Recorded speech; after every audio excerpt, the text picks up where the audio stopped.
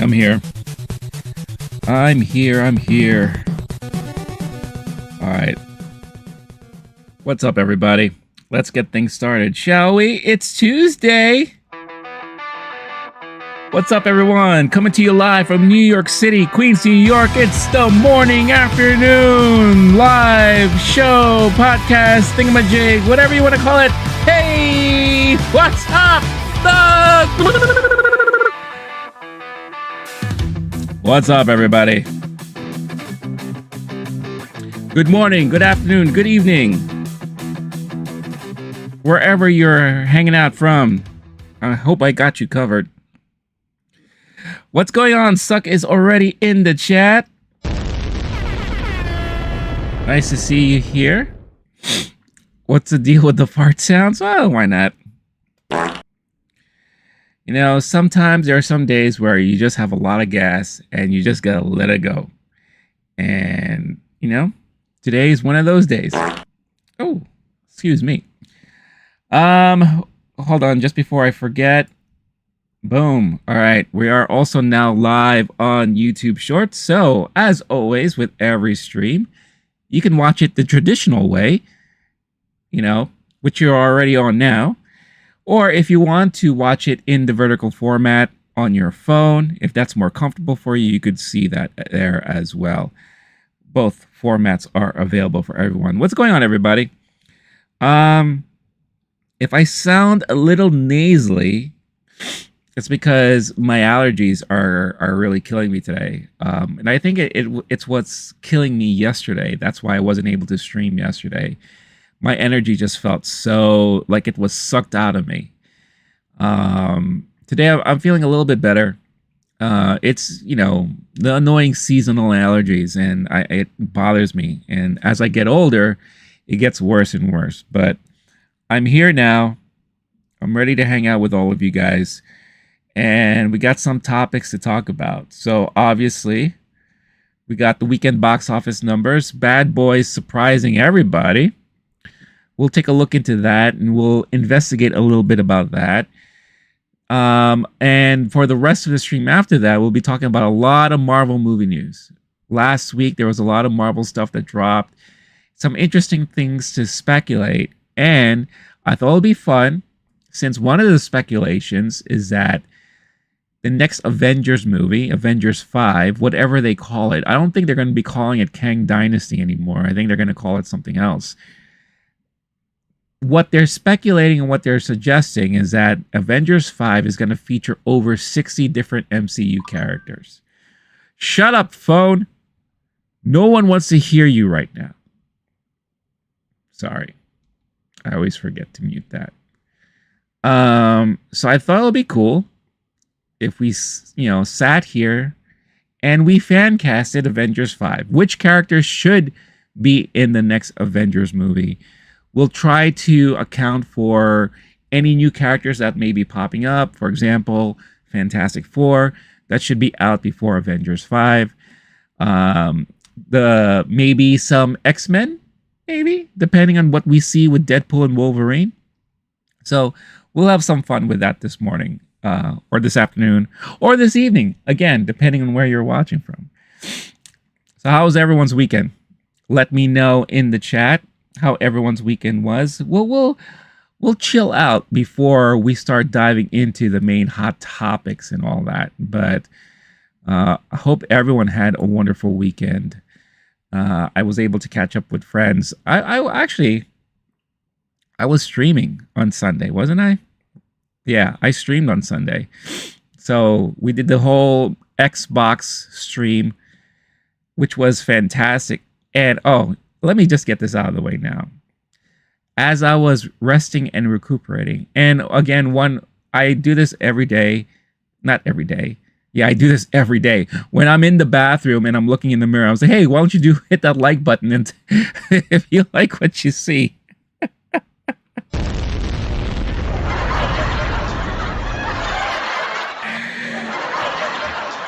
All right. Take it easy. Wasn't that funny?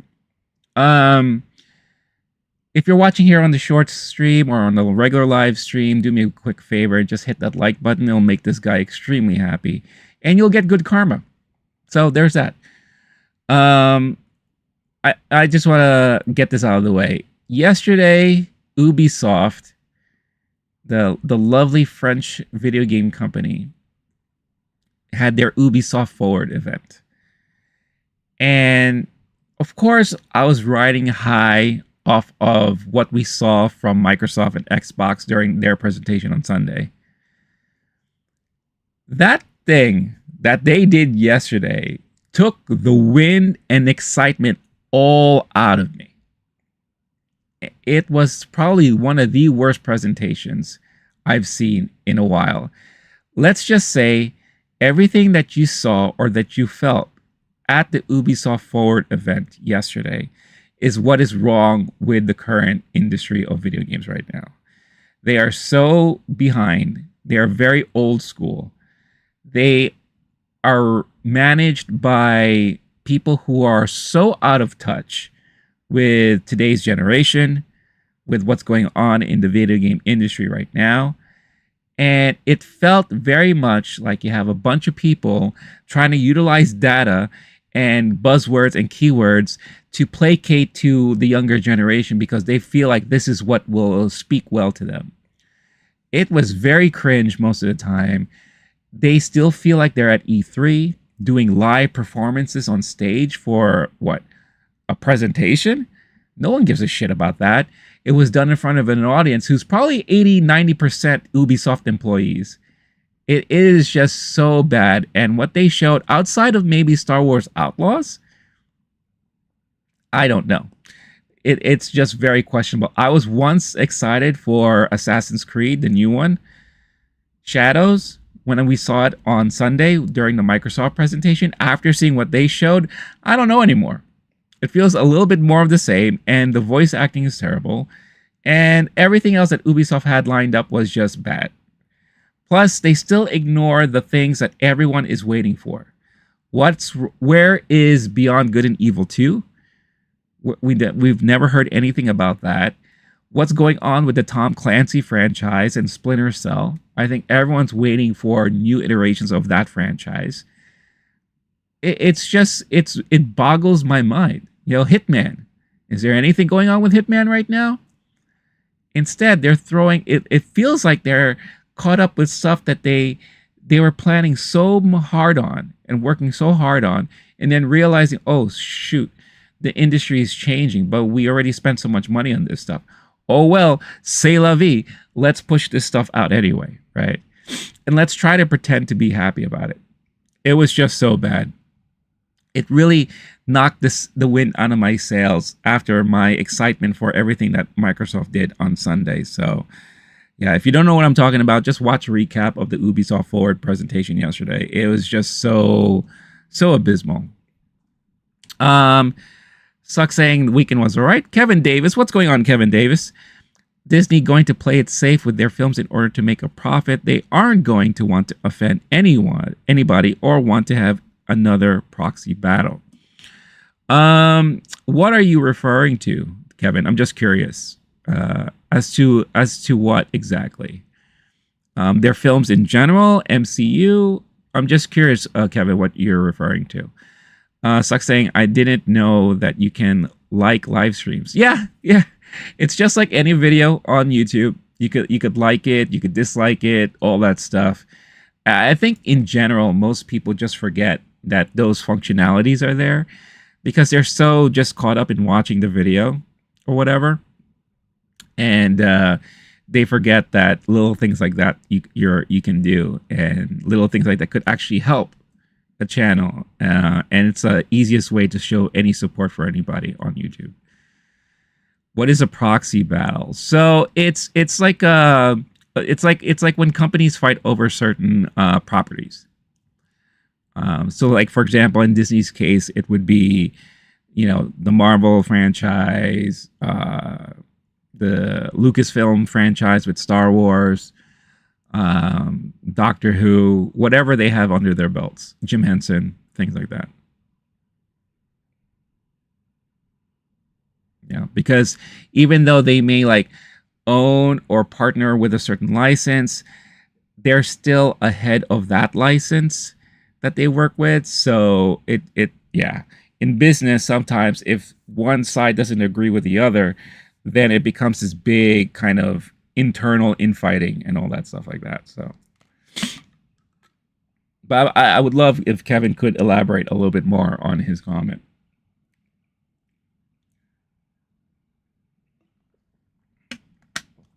I also love Kevin because he's been commenting on my stuff for a while now. And I love how he just shows up, drops a little bit of knowledge or a little bit of info, and then we never hear from him again. It's like the coolest thing.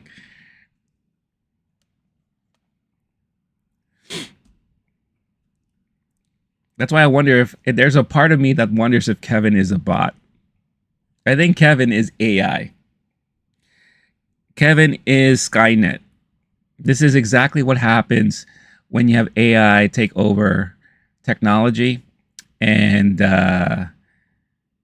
yeah, this is the future, everybody. This is what's going to happen. That's exactly what's going to happen.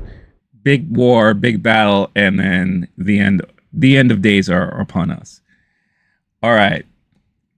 Let's get into our first topic, and that is the weekend box office.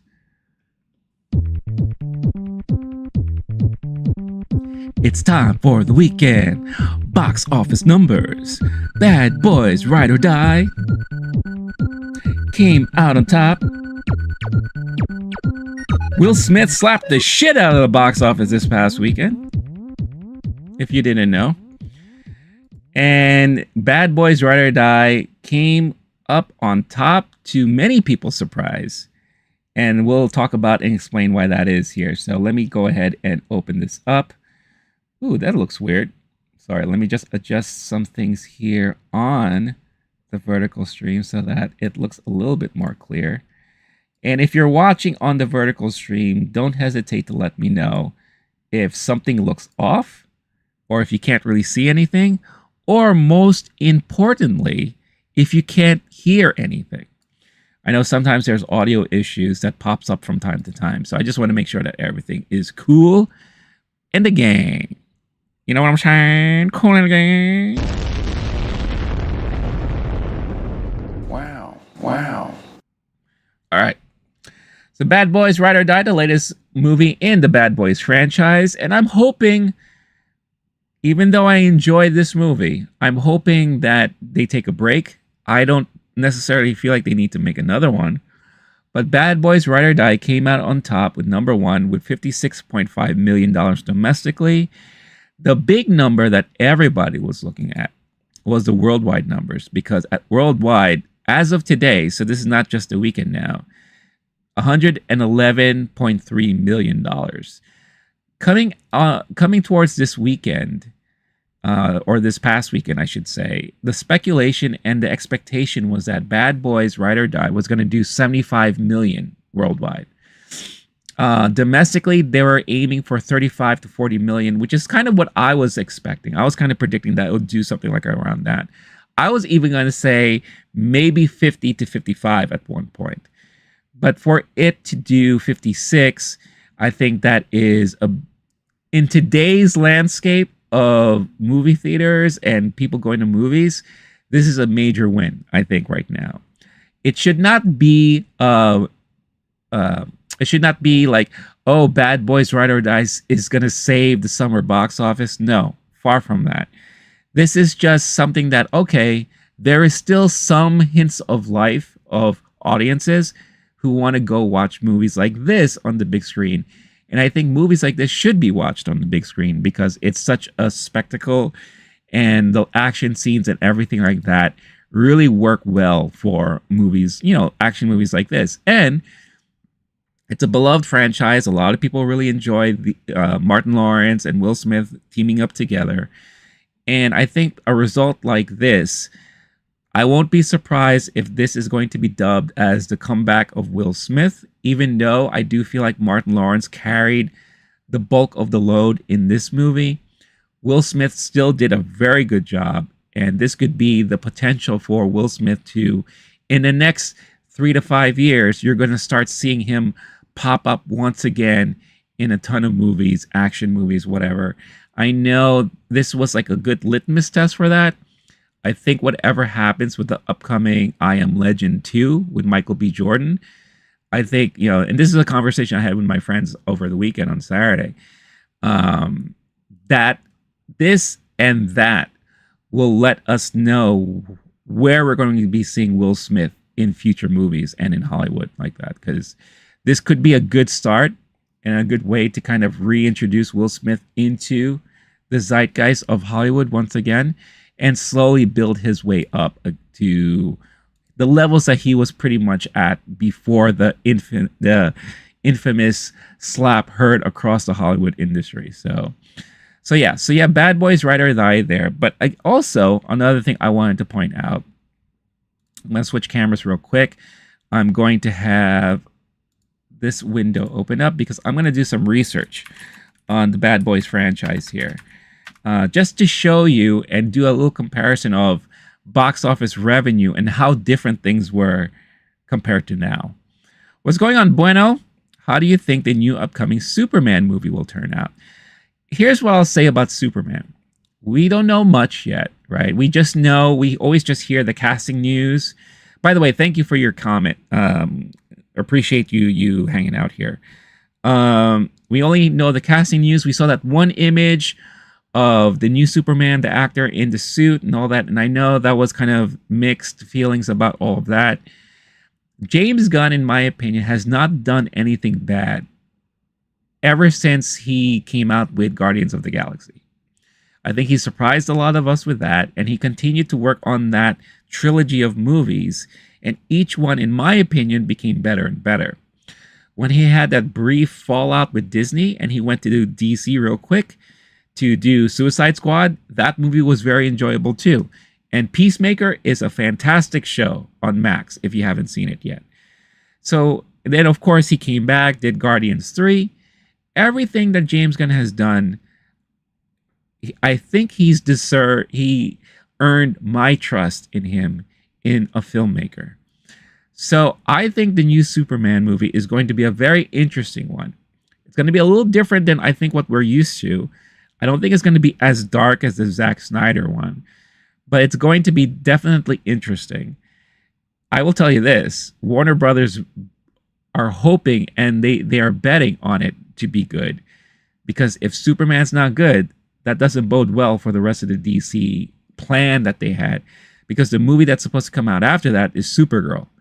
So if you're building off of this franchise with two supers and the first one doesn't do well, no one's going to give a crap about Supergirl, and then the whole thing is going to go to hell. But I think that it will be very interesting. I have a lot of faith and trust in James Gunn because of everything that he's done so far. It's so crazy that you have all that info, or maybe it's just because you're American. What do you mean? Are you talking about like all the things I just talked about?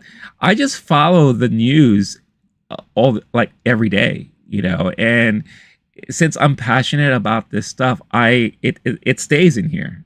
It's my head is filled with useless information that it probably will be great for like a trivia night. If you need like movie trivia and all that, I can pull out stuff, especially stuff from the 80s.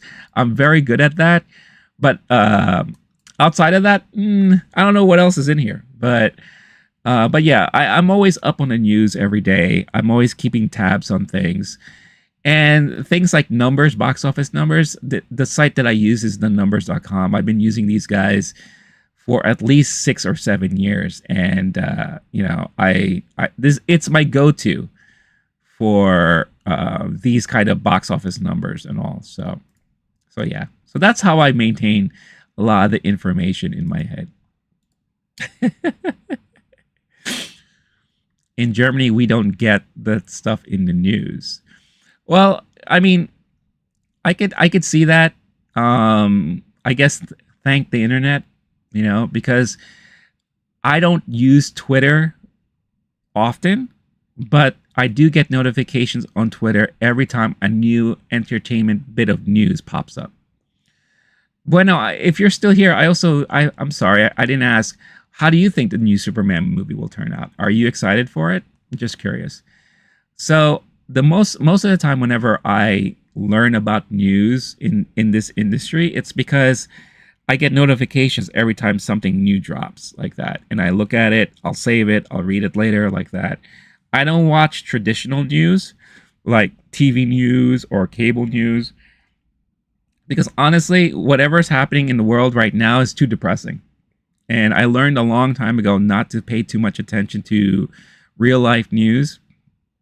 I'll read about it, I'll read headlines every now and then, but I can't watch it like in the traditional sense because everything is bad news, everything's sad, everything's depressing, everything is infuriating, and I get angry about it, and it puts me in a bad mood. So I don't want to be in a bad mood, so I just don't watch the news.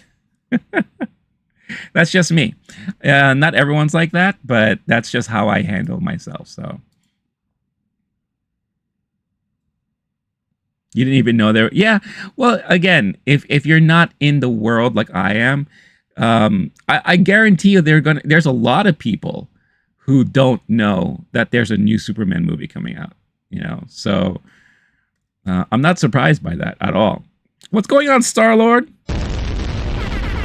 Star-Lord is in the hizzy. Hope you're doing well. Hope you had a great weekend, and hope your week is treating you well so far. All right, so let's quickly do some comparisons here. So, hold on. Let me just make sure I have all the information that I need. All right. All right. Switch cameras real quick. So, Bad Boys Ride or Die. Just to recap real quick. Opening number 56.5 million domestically. The original Bad Boys movie, when it came out, opened up to 15.5 million. Also, you have to keep in mind that this is back in 1995.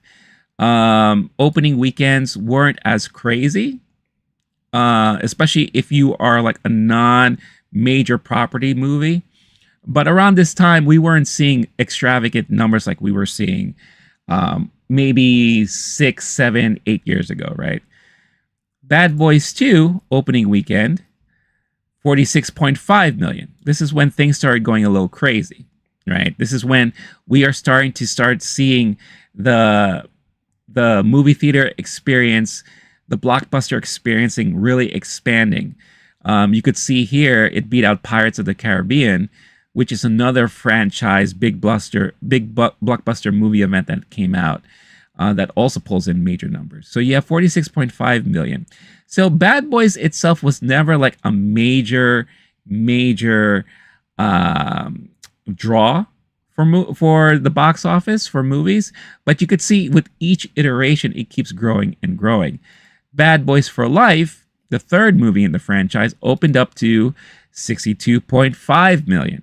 And this is an interesting number in itself because Bad Boys for Life came out in 2020, couple of months right before, right before the whole world went under lockdown, right? So it was like one of the last really big major blockbuster movies to see success in this whole landscape. And of course, with the pandemic and everything, it changed people's attitudes and ways they look at going to movies.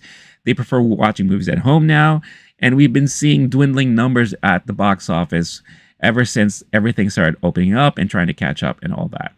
So for Bad Boys Ride or Die to have 56.5 million is not bad, but if this was, let's say, 2019, if this was still around that time, when you had a previous movie opening up to 60 million, you would expect the sequel to that to open up to 80 million, right? At least. So 56.5 is far from that, but like I said, in this current landscape that we're in now, it's a win.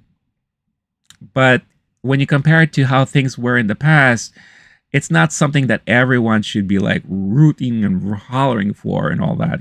We're still nowhere near how box office numbers used to be back in the day.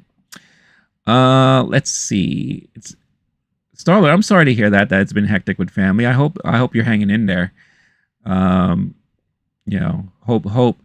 at the very least, hanging out here will keep your mind off of some things. Star Lord, hope you don't mind. Oh, we have a little conversation back and forth. The year of awesome movies. Which year is that? This year?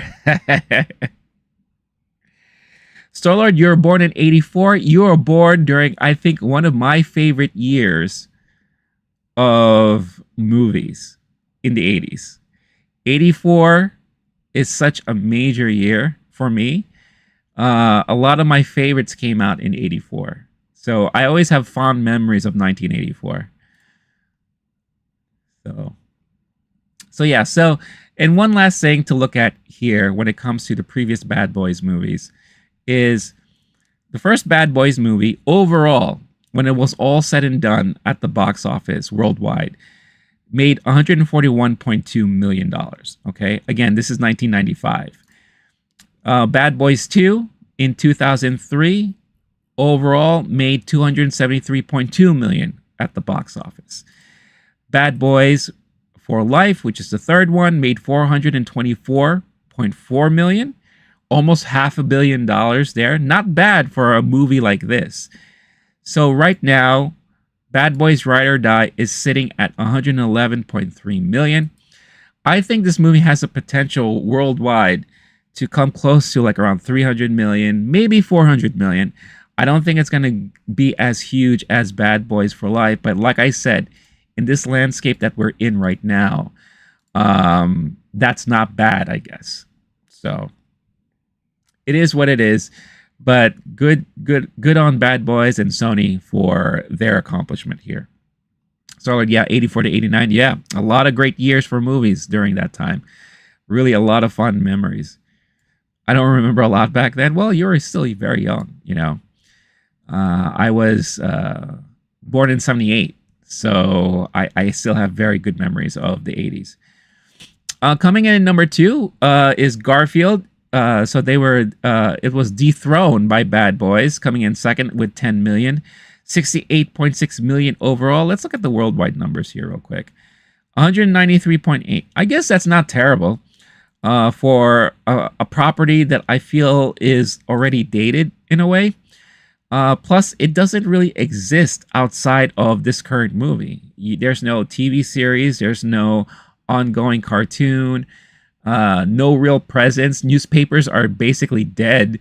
So no one is, checking out the Sunday papers to see the latest Garfield comic strip. So I guess not bad for an old property. The movie If, that's that Ryan Reynolds, John Krasinski movie from Paramount, is in third place with 7.8 million, 93.3 million overall. The Watchers, the other brand new movie that came out over the weekend. This is M. Night Shyamalan's daughter and her first in her directorial debut, only pulling in $7 million. I feel like a lot of people were not aware that this movie was coming out. Plus, I'm pretty sure that a lot of people heard exactly how bad it was. I haven't seen it yet. I'm planning to actually watch it this week. But there has been a lot of word of mouth that this movie is not that great. So I'm pretty sure that led to a weaker box office there. Kingdom of the Planet of the Apes is in fifth place with 5.4 million, 149.7 domestically overall, and 359.7 million worldwide right there. So you got that going on for it. Furiosa continues to just constantly take nosedives week after week. It was in second place last week, fell now to 6th with only 4.2 million, 58.6 million, and worldwide 145.1 million. I think this is unfortunately the nail in the coffin, for the Mad Max franchise, which is unfortunate because it's still a really good movie. It deserves to have been seen. It's just for whatever reason, people just were not interested in going out in theaters to watch this.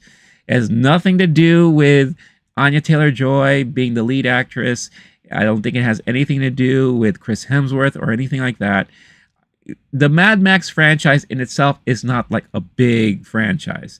I think Fury Road surprised a lot of people. That's why it did really well in the theaters. But I guess people just didn't care for any kind of follow-up, really, to be honest. And the fact that I think there was no real Mad Max in this movie, then that probably hurt overall. But I guarantee you, though, the minute it hits streaming, that's when it'll blow up for sure. Fall Guy, 7th with 2.5 million, 85 million overall. And this is an interesting thing. So this past weekend, New Line Cinema released back in theaters the Lord of the Rings trilogy. They released each movie on separate days. So the first one was on a Friday, second one was on a Saturday, third one was on a Sunday. The fact that these re-releases made it to the top 10 is amazing to me. So you have The Lord of the Rings, Fellowship of the Ring, coming in 8th place with 2.4 million. So that adds to its overall total domestically to 318 million. And then you have The Two Towers coming in 9th place with 1.9 million, adding to its overall total of 344 million. And then to round out the top 10, you have The Strangers Chapter 1 at Lionsgate with 1.7 million. Overall domestic, $32.1 million. Blah, blah, blah, blah, blah. So there you go. Sorry to interrupt, and I hope you also don't mind ask, but how old are you? I am, well, I don't know. You want to take a hint? You want to take a guess? I mean, I basically said when I was born. I said I was born in 78, so I guess you could kind of figure it out by now, but I am 46. 46 years old, believe it or not. I was born the year of Mad Max. That is very true. Do they still have any old movies? How old are you talking about? You know what's crazy? In Germany, many Nazis like Mad Max. Actually, that's not crazy to me. I feel like that makes kind of a little sense to me, I think, if you ask me. How far did the charts go? Let's see. So the last movie on this chart is a movie from Kino Lorber called Remembering Gene Wilder, which made $141 at the weekend box office. But it's only showing at 4 theaters in the United States. Let's see. Something that accounts to numbering. I guess they just gave up on numbering after 15, because everything else after that is, kind of inconsequential. For example, I saw the TV Glow from A24, $261,000 over the weekend, only playing at 227 theaters. You have that Tarot also doing around the same amount of numbers there. Ghostbusters are still in several theaters across the country, 75 theaters, so that still pulls in a little bit of money here. Civil War is still out in theaters. Late Night with the Devil is still at a good amount of theaters across the country. So yeah, so you have a lot of stuff here that is still tracking. As long as it has a presence in a theater in the United States, it's making money. It's like saying I would have guessed 40. Okay, that's fair. I love that I look a little bit younger than 46, so I'm happy to hear that. Anything younger is always better in my book. So yeah, so that is the recap. Star-Lord, was there anything that you were looking specifically for? Let me know in the chat if there was anything particularly that you wanted to see in the charts. But that's the weekend box office right there. They must have old records of past. They do. Yeah, this is the site I use to look back in time for previous numbers. That's how I was able to look at the first Bad Boys numbers, Bad Boys 2, things like that. As far as how far back it goes, let's see. I wonder if there's a way I could see that. Let's see.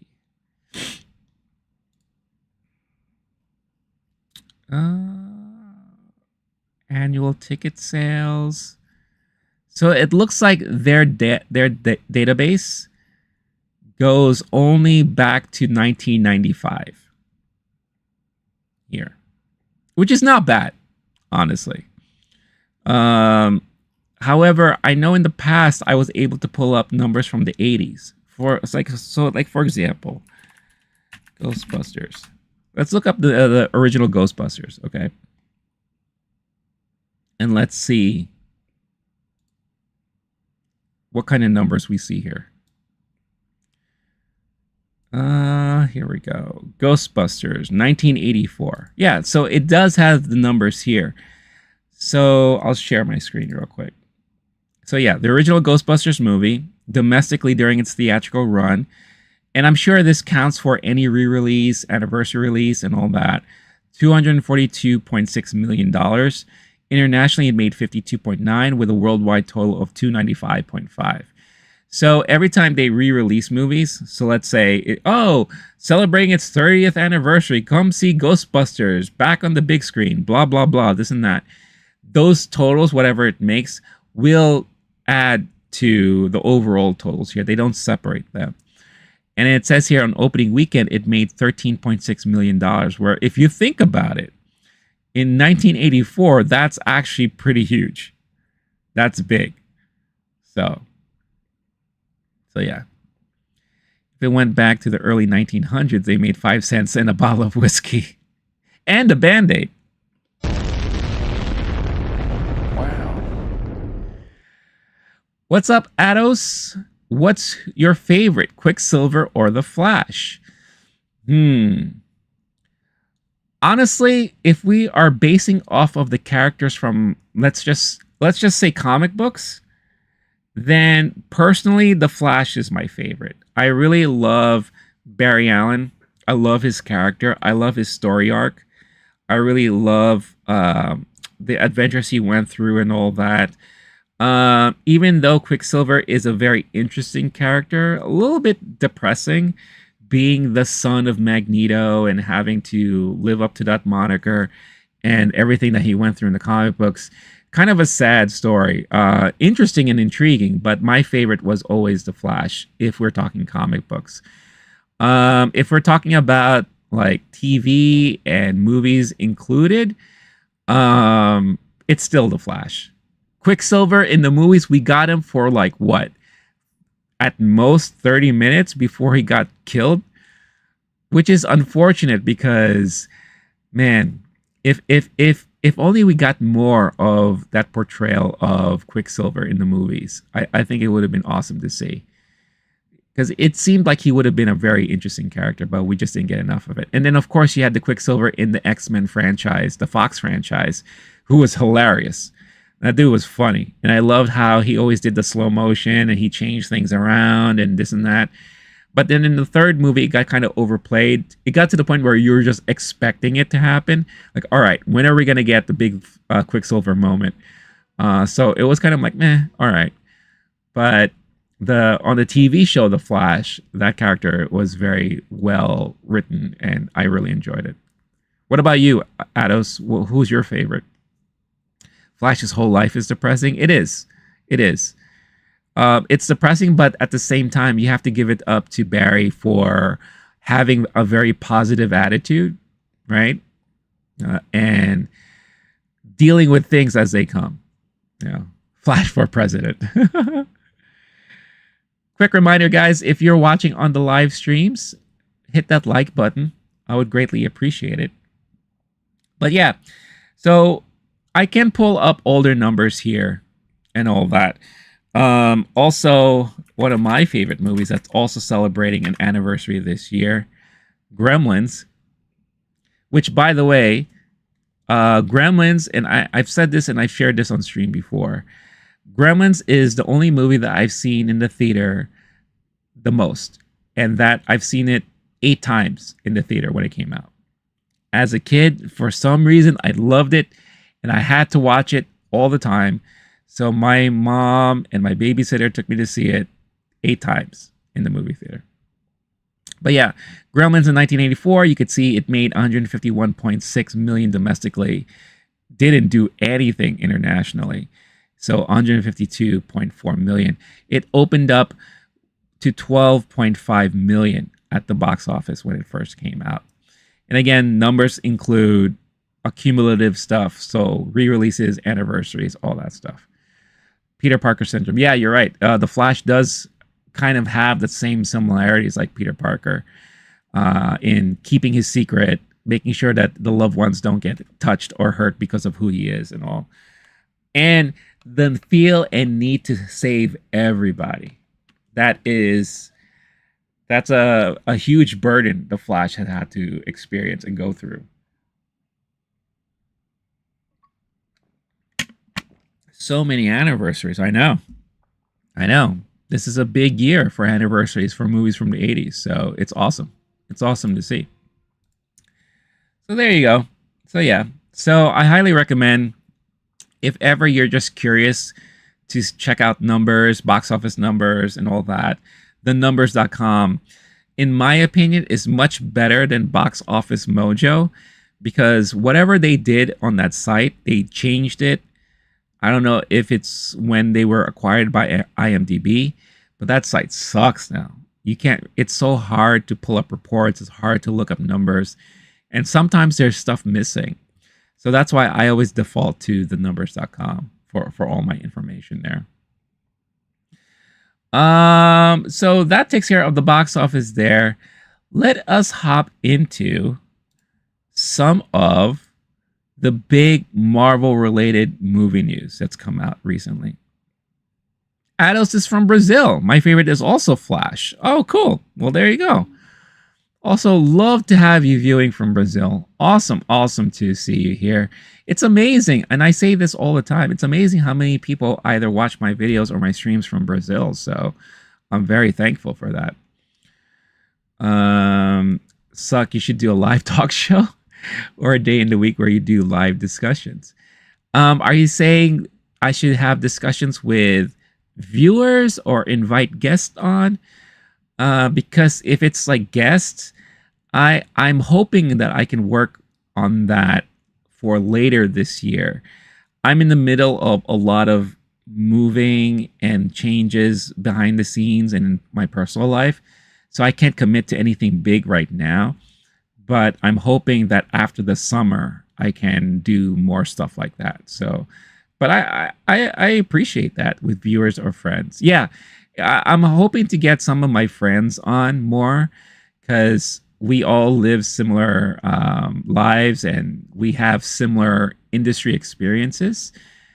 So I always thought having conversations about our moments in certain industries would be an interesting conversation. So yeah, hopefully I can do that later on in the future.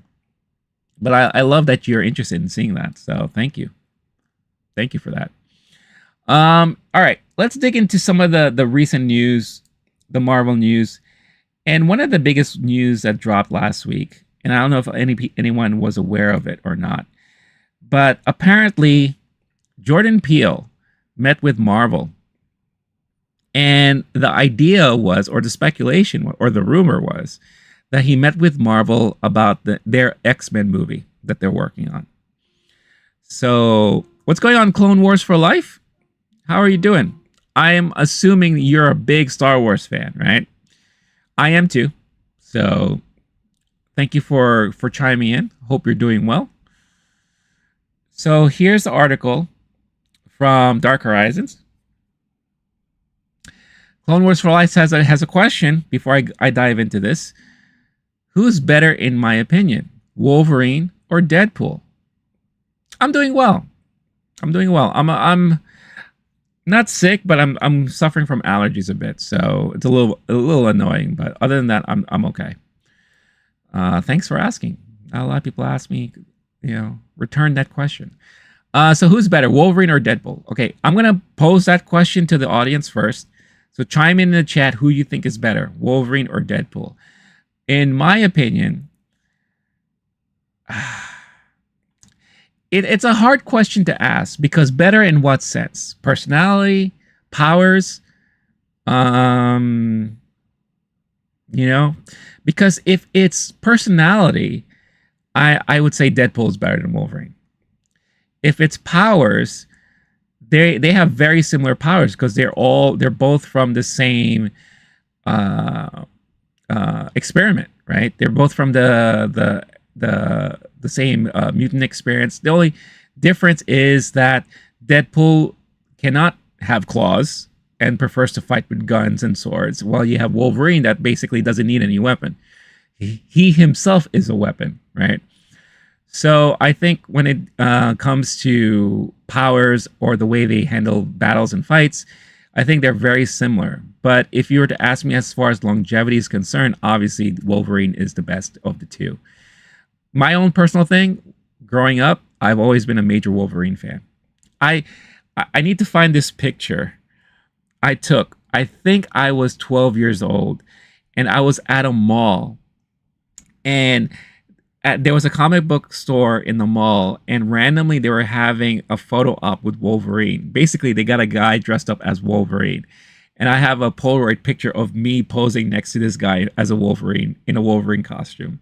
And this is like early 1990s, right? So it looks like just some guy who was like a big bodybuilder. They put him in some sort of Wolverine outfit, and he was doing them a favor. But the guy looked actually pretty decent, and I was actually pretty happy to take a picture with him. At the time, I even had a Wolverine T-shirt, so it was very, very. It was as if the cosmos was like in alignment for me for that day. Sorry to hear you're suffering from allergies too there, Clone Wars for Life. Yeah, it sucks. Allergy seasons are the worst.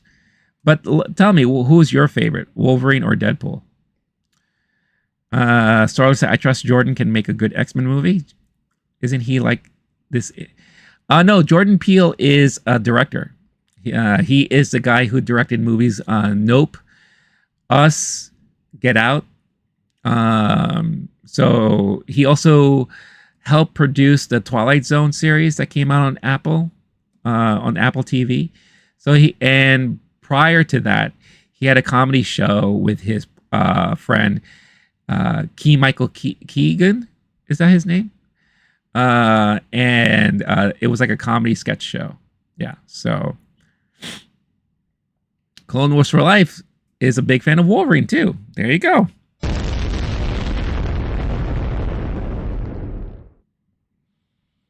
I think that his question maybe means about his regeneration. As far as who's better, like who can regenerate better, I still think Wolverine is better at it. You know,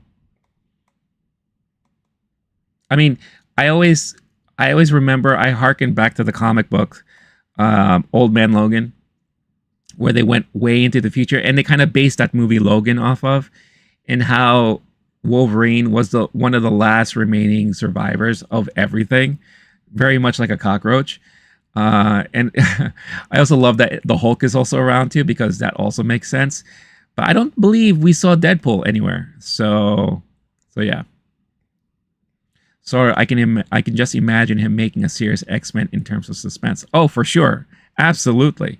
But unfortunately, it doesn't look like that's going to happen. And I'll explain when we read the article here. So Jordan Peele's Marvel offer was X-Men. The other day came a report from the Insider that Get Out and Nope filmmaker Jordan Peele had met with Marvel Studios for an upcoming project. Which project wasn't clear, with speculation rife that it was over their troubled Blade production or a Midnight Suns movie. Now One Take News has a follow-up report offering some more details. According to their sources, Peele did indeed meet with Marvel Studios to discuss an upcoming movie, specifically their X-Men film in the works. They say it's important to note that the meeting actually took place a long time ago and it didn't work out. That said, it doesn't mean Peele and Marvel don't want to work together on something else. They add that Peele would likely want to write the script on top of directing the project he was handling. Something he wouldn't get with X-Men, as Marvel spent months and only recently secured their scribe, Michael Leslie, to pen it. That would also likely rule out Blade, which has already gone through multiple writers and years of delays related to a script that finally seems to be in a workable state story-wise. So yeah, I agree. I think Jordan Peele would have been pretty awesome in directing and writing an X-Men movie. But at the same time, I'm kind of happy that he's not, because I think there would have been a little bit too much studio control, and that's not how Jordan Peele works. Jordan Peele likes to kind of create the sandbox for himself and kind of, do things on his own in his own way. And I feel like here he'll be given a lot of instruction and direction from Kevin Feige, right? Which is, there's nothing wrong with that. If you want to keep the universe in a certain way and, keep it on track for what you're trying to tell in the overall big picture, you need someone like a Kevin Feige to handle that. And I think the reason why Marvel movies have sucked recently is because Kevin Feige has been doing less of that. And I think now he's coming back and he's taking in on the reins a little bit more. So would I love to see Jordan Peele in the Marvel universe doing something? Absolutely. But I don't think him as a director, the way he handles himself, will work well in the whole Disney Marvel archetype and architecture. So, did you read World Breaker Hulk comic? Which one is that one? And when did that come out? Because I stopped reading comic books in general. Oof. This is going back a while now. I think the last Hulk I read was World War Hulk. I think that was. Wasn't that the one where they introduced the Red Hulk? And we have his son. This was when he was on Scar, right? Which was a great run. I really love that run. But I don't recall or remember World Breaker Hulk. Maybe you could fill me in on what that is about. Would love to hear about it. So yeah, so Jordan Peele's out. The big question is, who could be a good fit to direct X-Men? They need someone who is great working with an ensemble cast, but at the same time can take direction, right? Can take direction from Disney, from Kevin Feige, and work within kind of the sandbox that Kevin Feige have created and play nicely with that structure. Like, who could be a good director for that? I would have said at one point, Rian Johnson, because I love what he's doing with the Knives Out franchise. And yes, I know he has a bad name because of what happened with his Star Wars movie. I would say ignore that, because he's definitely done well with Knives Out. Clone Wars Rise, do you watch football or any other sports? Yeah, so I'm a huge basketball fan. So basketball is one of my favorite sports. On occasion, I will watch baseball and football, sometimes hockey, soccer. I'm a big European football fan. So Tottenham Hotspurs are my team. I love them. I like watching sports, but I don't always follow sports religiously. The only thing I do follow like a lot is basketball and the New York Knicks, because I am in New York. I'm born and raised here. Is always my go-to team. What about you there, Clone Wars for Life? Football team, I grew up loving the Giants. So the Giants are my team. But I don't know anything about the Giants today. Like, I don't really follow it that often. Star-Lord, why does it have to be a universe and not just a movie? Quality, not quantity. I'm not saying it has to be one way or the other. They could do one-off movies, but that's not their plan, right? Marvel and Disney, they do stuff for franchises, for universes, for overall things, right? So that's also another reason why Jordan Peele would not fit in that system. Yeah. Clone Wars for Life, mostly just football. I'm a Dolphins fan. Oh, cool. All right. I'm assuming you currently live in Kentucky. Did you at one point live in Florida? Is that why you're a fan, or you just happen to be a fan of the Dolphins? But I agree with you, Star-Lord. Why not just focus on just one movie and leave it at that? That's why I like his movies when he does it on his own. Nope was a fantastic movie, and it doesn't have to be part of any universe or any franchise or anything like that. Us is another example. Get Out is a great example. So I think Jordan Peele is better built just to not be stuck to a franchise. Nope, born and raised in Kentucky. Okay, that's cool.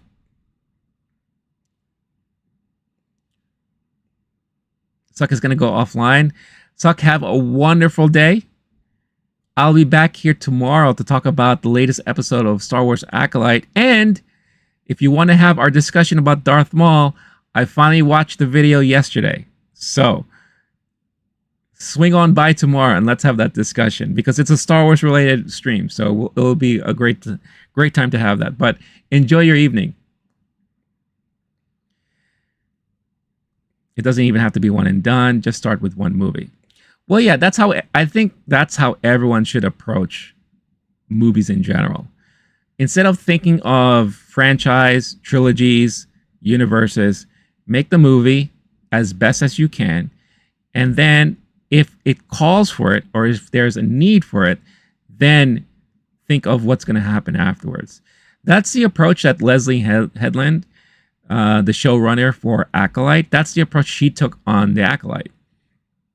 You know, which I kind of give her credit for.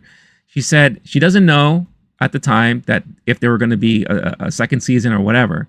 So she made the first season very self-containing. You know, once you're done with the season, you'll be satisfied. If they continue, there's a lot of elements that they can work off of that was in the first season. So I like that approach. So yeah, I'm in agreement with you too, but we already know that Disney and Marvel, they're a money-making machine, right? So they have to think in ways of what's going to make them money constantly. And I guess in their minds, they need it with the Marvel Universe and all that. Clone Wars for Life, what's your opinion on the 2009 animated Clone Wars TV show? I just want to make sure, because anytime someone says Clone Wars TV show, I have to differentiate between the two. Because you had the Genndy Tartakovsky version, right? Which was the quick 10 to 15 minute episodes. And then you had the full length Dave Filoni created seasons, right? So I loved the Genndy version. I thought that was really well done. And the Clone Wars itself, at first, I didn't like, but as the seasons kept growing and continuing, I learned to really appreciate it. And I love the storylines that they did. I love the introduction of some characters that they had there. And my feelings of Ahsoka have changed drastically. Even before the series came out, the live action series came out, my feeling on her changed drastically once, once we got Rebels and she started showing up in Rebels.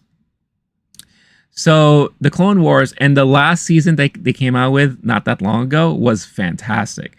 That was like the perfect way to finally close out that whole series, in my opinion. So that was amazing. But to be honest, the Clone Wars itself, I didn't watch all the way through.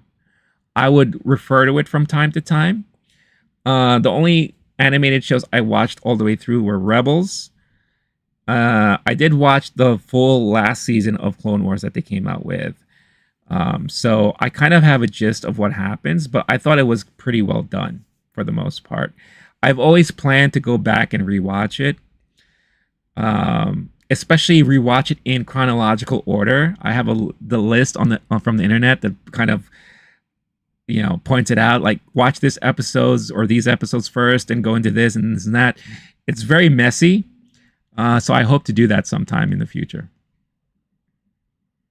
It's worth it. Yeah, I'm sure it is. I'm sure it is. And like I said, my appreciation for that series has grown in time. I also think it came out during a time when I wasn't that big into watching cartoons anymore. So my interest level was it was very different because of that. But like I said, I've given it another shot from here, like episodic wise here and there, and I really, really appreciated what I saw. So, and I think they did a really great job with the animation. It kept getting better every season. So I imagine you're a major fan of it too, right? Which is better for you? Filoni's Clone Wars, Genndy's Clone Wars, and then separately, Clone Wars versus Rebels versus Bad Batch. I don't know. Those are the only Star Wars animated shows that I know. So in general, the quality of movies plummeted. Absolutely. No, you're right. Well, I would say this. The quality of big budget blockbuster movies plummeted. A lot of the independent movies are really still very good and very well done. And the lower budgeted movies are still very well done and very good. The quality is still there. But it's definitely the big budgeted Hollywood blockbuster type of films. Those are the ones that have really tanked big time. I'm going to have to take Dave's overall. Okay, that's fair. That's fair. I guess for me, since I was a big fan of like Dexter's Lab and the Cartoon Network stuff, the Gendy run really, I love that art style. I love the concept of like really quick episodes, you know? So yeah. But at the end of the day, I mean, Filoni did a fantastic job with all of the animated stuff. He really did. There's a reason why he's, the head of creative now over there at Lucasfilm. He earned it. He earned it for sure. So I don't know. I'm trying to think of like directors today that could direct the X-Men movie. And like I said, the prerequisites, in my opinion, have to be who's good at ensemble cast, who's good at telling multiple storylines with multiple plot points, who's good at mixing in action with drama and character building. You know, it's a huge task for any director, honestly.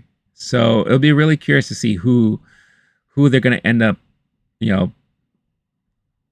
attaching and hiring for this movie. Have you ever seen the Brazilian movie Elite Squad? I have not. What is that movie about, Ados? I hope I'm saying your name right too. I apologize if I'm not. Starlord, do you think it's because we're living in cynical times compared to 30 plus years ago?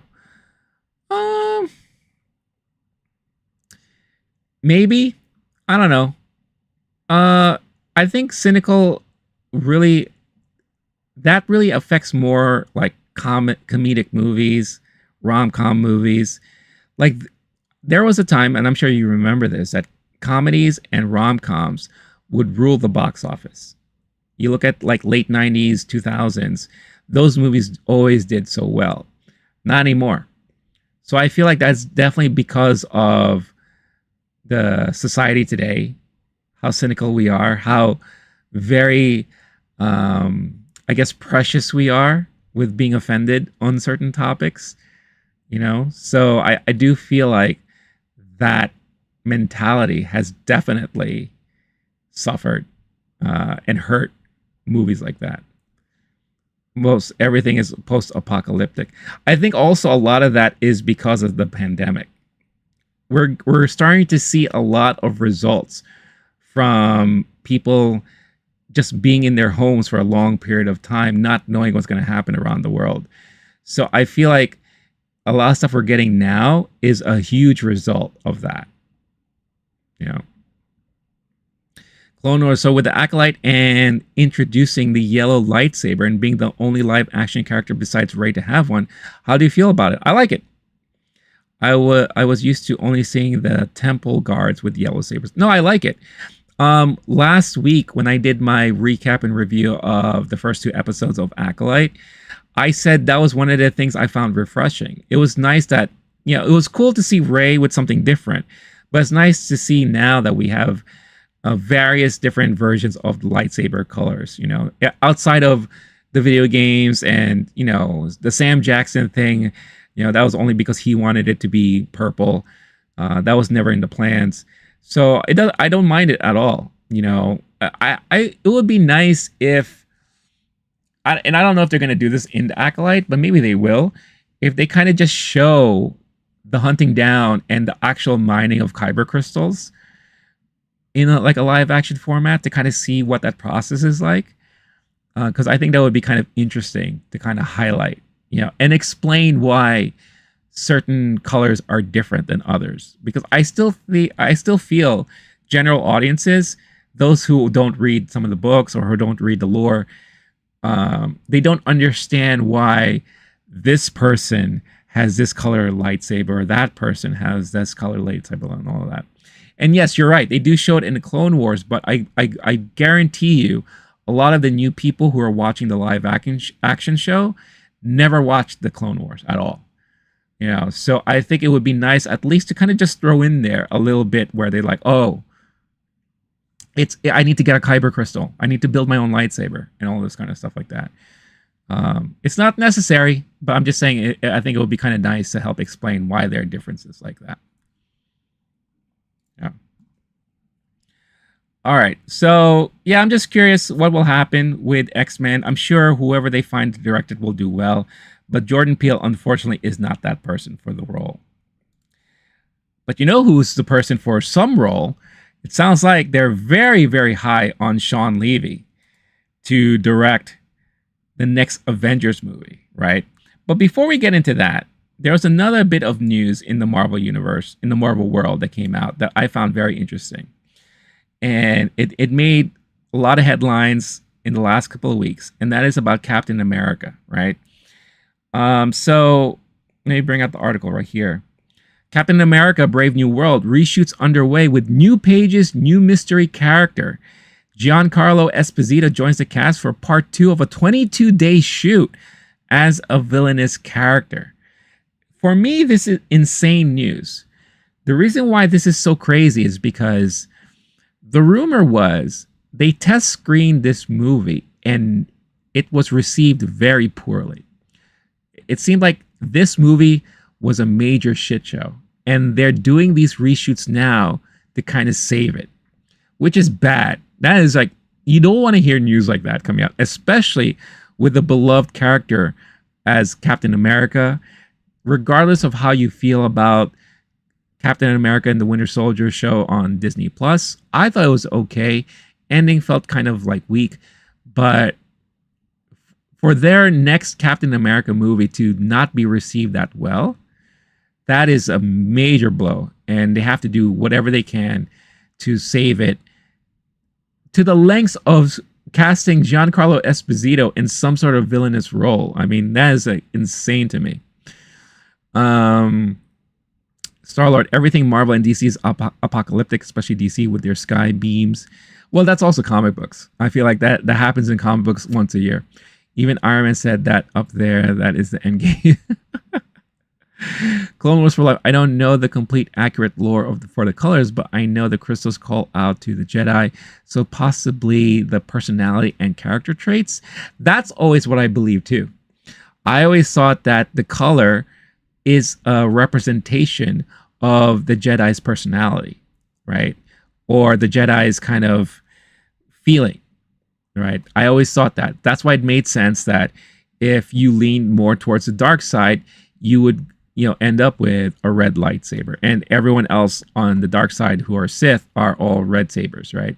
So that made sense to me. And then of course on the light side, blue and green. Green I always associated with someone who's still new, and blue is more veteran. At least that's how I thought back in the day, right? And then later on, further things were explained, all this kind of stuff like that. So yeah, so I don't know. And Clone Wars, I'm interested in what you're feeling about this. This next episode that's supposed to be airing tonight on The Acolyte, they're supposed to be introducing something new within the Jedi lore that may or may not throw the entire fan base into a tizzy. So I'm very curious as to what is that going to be about. That's going to be really interesting. Really interesting. Ados, we see the mafia that exists between the police and traffickers. It shows details well. Even the director's family received death. Wow, really? That sounds like a crazy movie. So it's like very much in tune with what's really happening in Brazil. All right, I'm going to look it up. Bear with me a moment, all. I'm just going to look this up real quick. Elite. What's it called? Elite Squad. Is it the movie from 2007, Ados?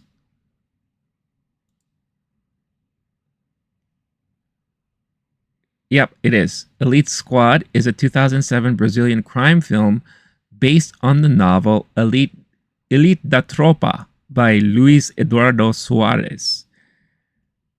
And it stars Wagner Moura.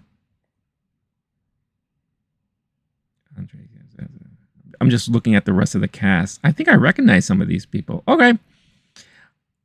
You have piqued my interest. So I am now very curious about this movie. So I think I will definitely add that to my list of movies to check out. Thank you. I always love recommendations. I really, really, really appreciate that. Starler, back then we had little supervillain crime to worry about in comparison. Yeah, I mean, I think it's safe to say, and if you look at the history of Hollywood when it comes to movies, there will be kind of a representation and a result of what's currently happening in the world or in society. Right? There was a time where we got so many movies about police officers and crimes and gangs and, you know, inner city street fighting and all that stuff, because at that time that was the big hot topic, right? And post-apocalyptic stuff, end of days stuff has a lot to do with a mix of where are we going as a country as far as like the politics is concerned, where are we going with all the wars happening around the world. The pandemic didn't help because it was the first time that we saw the world be extremely vulnerable as a whole, right? So, of course, Hollywood and media is going to kind of take on that and represent what's happening around us, right? So that's just usually how it is. If you look at the history of cinema, I feel like there's always going to be that kind of parallel that we see as far as trends are concerned. So with the Darksaber being made by the first Mandalorian, what do you think black is for? Oh, I don't know. I feel like that in itself is an anomaly. I don't think that that plays the same rules with the rest of the stuff. I feel like that is its own thing because it doesn't even look like your traditional lightsaber, right? So I feel like that in itself is its own lore. I don't think it's relatable to everything else. First Mandalorian Jedi is what I meant. Yeah, no worries. So yeah, so I when it comes to the Darksaber, I don't think that will play along the same rules as, you know, because the Darksaber was not something that, or and correct me if I'm wrong, I don't know the full history of it, but it always remains the same. I don't feel someone can actually go out there and build their own, right? Now, we know that it got crushed and destroyed recently, right? So I don't know if they'll be able to rebuild it. But lightsabers is stuff that you build. That's part of your training, right? So I feel it definitely goes very differently from the rest of the lore in the canon. So especially after Bane tried to nuke the city in the last movie. Bane, I was born in the darkness. That was my Bane impersonation, guys. I don't think it was that good. What's up, Lil Saw? Nice to see you back. Hope you're doing well. Hope you had a great weekend, and I hope you're having an amazing week so far. All right, let's read this news real quick about Captain America. Sam Wilson is back in action this week in Atlanta. Well, this was as of May 31st, where Captain America Brave New World began a round of additional photography with a new actor now in the cast, Giancarlo Esposito, who for a few weeks had hinted at his involvement in a Marvel Studios project, is officially on the call sheet in an undisclosed, but sources say, villainous role. The shoot will run 22 days, according to insiders. Among the added elements will be some new action sequences. Julius Ona remains the director. Okay, so there's no change in director, which is good. Brave New World had been operating under a hazy shroud ever since it wrapped principal photography in the spring of 2023. The movie, which stars Anthony Mackie as hero Sam Wilson, takes up the mantle of Captain America, barely escaped the direct impacts of the writers and actors' strikes. Marvel's other productions, Thunderbolts, Deadpool and Wolverine, and Blade, were forced to shut down or delay production, with the latter still not making it to film. Even though it managed to wrap principal photography before the strikes, Brave New World's post-production was hampered and delayed. As the actor strikes ended in November, Marvel moved Brave New World's release date from July 26 to February 14, 2025, which gave execs time to home in on what they needed to get out of the reshoots and take in feedback from test screenings. Matthew Orton, who previously worked on Marvel's Moon Knight, was hired to work on the new pages in December, writing over the winter. Despite reports of multiple reshoots on the movie, so far this is the only one. It does not appear to be as extensive as the reshoots that faced Doctor Strange in the Multiverse of Madness, which lasted 6 weeks, nor the expensive and extensive reshoots endured by the Marvels. In fact, one insider says Brave New World would cost significantly less than the Marvels overall, which is good. They don't need this movie to cost a lot of money. That was the problem with the Marvels. It cost too much. The movie is a political action thriller, blah, blah, blah, this and that, yada, yada, yada. Harrison Ford, Liv Tyler, Tim Blake Nelson, Danny Ramirez, and Rosa Salazar are also in the cast. And yes, this says that Marvel has a lot riding on this movie, blah, blah, blah. Plus, it's a significant role because it is the first time that we will have a black Captain America on the big screen after he debuted on the TV series there. So, this does not look good, in my opinion. Even though your reshoots can help save a movie, but it's problemsome because it kind of shows you where Marvel was at a certain time, that they have to save a movie like this from releasing the way it was. Reshooting, adding more stuff, getting Giancarlo Esposito. I bet you they got him in there because I don't think the appeal of whoever they had as the villainous character was working. I'm pretty sure there was less appeal about that. So they had to bring in somebody to kind of shake things up, you know. And Giancarlo Esposito is a great guy. And plus, he's already in the Disney family, right? Because he's already been in Mandalorian and all that. Dark Zero, what's up? Clone Wars, I have to go pack. It was great watching and having conversation. Hope you have a great... Thank you. Thank you. It was great talking with you too. Hope to catch you in the next stream. Just out of curiosity, what are you packing for? Let us all know where you're going so that we could live vicariously through you. But no, I appreciate the chat. Appreciate you chiming in. It was awesome to have you here. Let's just catching up on some other. Adam Watkins. What's going on, Adam? In Avengers 5, there should be an alternate version of the Avengers comprised by Captain America, the Bucky Barnes variant, Spider-Man, Tobey Maguire, Wolverine, Quake, Black Knight, and Cersei. That sounds like an awesome idea. If we're still falling... If at that point we're still messing around with the multiverse and all that, then I think that would be pretty fun to see. It would be really awesome to see. And I like that idea of the cast that you have there. Prepare your autograph books for selfies, ladies. No gas stations. That's right. Don't bother Anthony Mackie at a gas station. Political action thriller. You heard it, folks. It's a movie genre. It used to... Yeah. That's right. Well, you know, you got to expand on genres, right? And have it multi-layered. AKB Mobile in the house. What's going on, AKB? Yes, Madness needed reshoots. Big time. Have a big karate tournament in Atlanta. Wow. Awesome. Well, if I don't see you until then, good luck on your tournament. I hope you kick ass. And always remember, sweep the leg.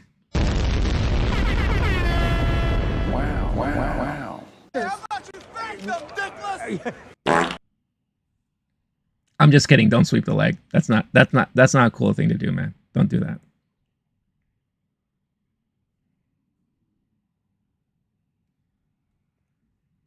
It's just it's just one of my favorite lines in the Karate Kid movies, man.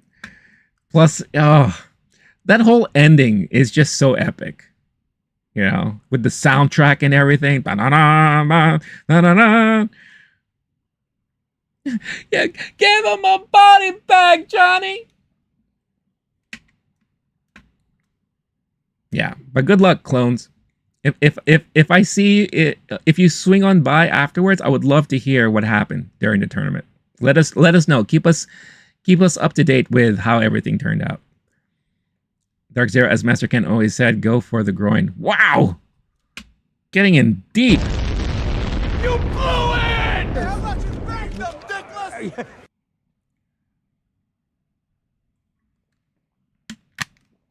All right. See, there you go. Clone Wars for Life is joining a tournament. He's going to be kicking ass and taking names and hopefully coming home with a trophy. Let's go.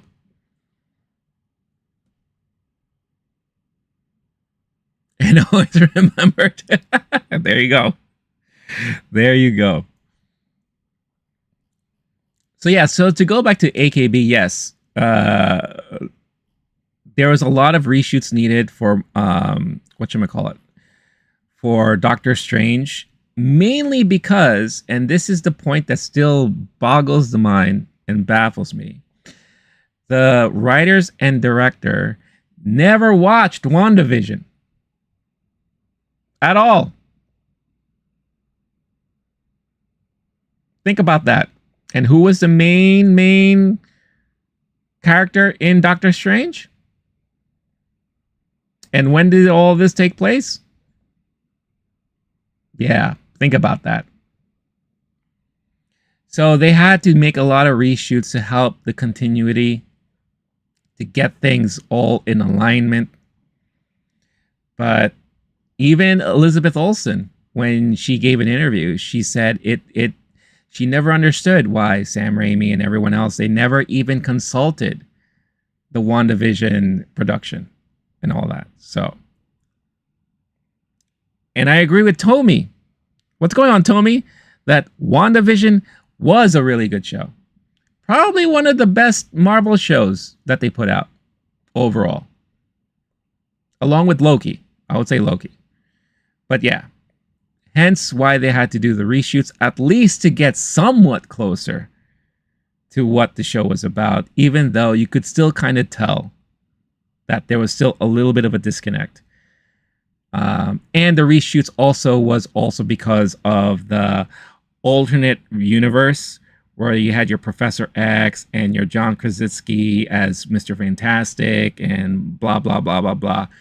You know, that also was also part of the whole reshoots thing because they weren't sure if they were going to be able to do something like that at one point. Ados, who do you think would best replace Robert Downey Jr. as Iron Man? I don't think they will fully replace Iron Man. I think what they'll do is that we'll have an Iron Man-like character in the movies and in the universe going forward. It's supposed to be Ironheart. Now, we were introduced to Ironheart in Black Panther, in the last Black Panther movie. She has her own show. It's been filmed. It's been in the can. It just has been delayed because, as you know, Marvel TV has sucked recently. And I feel like they don't know how to properly market it right now. So they've been holding it back. Plus, the reception of the last Black Panther movie wasn't totally great. And one of the biggest criticisms was that everyone felt that she was kind of shoehorned into that movie, mainly just to promote her show. And that's not a good thing. You want to go forward with that way. Let's see. Tommy, Wanda should have been going through the multiverse to save her kids, not trying to steal them. Exactly. And that's why you could kind of see where the disconnect came in. I don't fight, but if you want to see the kind of stuff I do, one of the instructors has some videos from when he used to compete, and I do the same stuff as him. Okay, so it sounds more like a tournament of exercises, right? Like karate exercises, is that right? And look up Matt Emig nunchucks. There you go. All right. What's going on, G? Sorry, I'm gonna call you JY. JY wants everyone to know that he was made in India.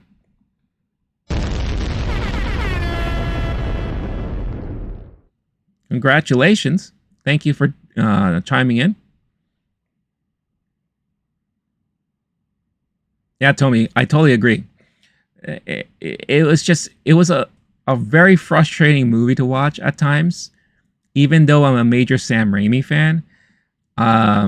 Just seeing the disconnect between that movie and the show, it really bothered me. It really bothered me. It's everything from weapons and fighting. Awesome. Yeah, we'll check it out. Again, I'll repeat it. Matt Emig Nunchucks. Look it up on YouTube. We'll check it out. Here, let me write it down. Yeah, believe it or not, I still write things down, guys. It's the best way for me to kind of keep notes. I'm old school that way.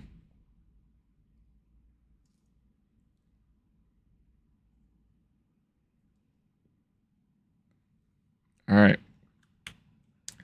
Tell me, if one tears through the multiverse causing incursions, that would make sense for the Illuminati to step in and Doctor Strange.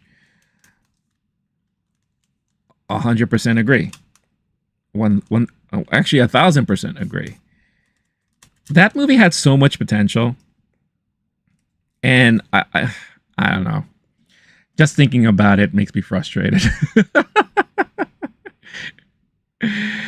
Star-Lord is making some coffee right now. He needs to relax. All right. Enjoy some coffee making music. Star-Lord's making coffee. Needs to relax. Is it going to be caffeinated? Or are you getting decaf? Is it flavored? Do you use a Keurig? Or is it a French press? How do you make your coffee? How do you make your coffee? Let me know. Let us know.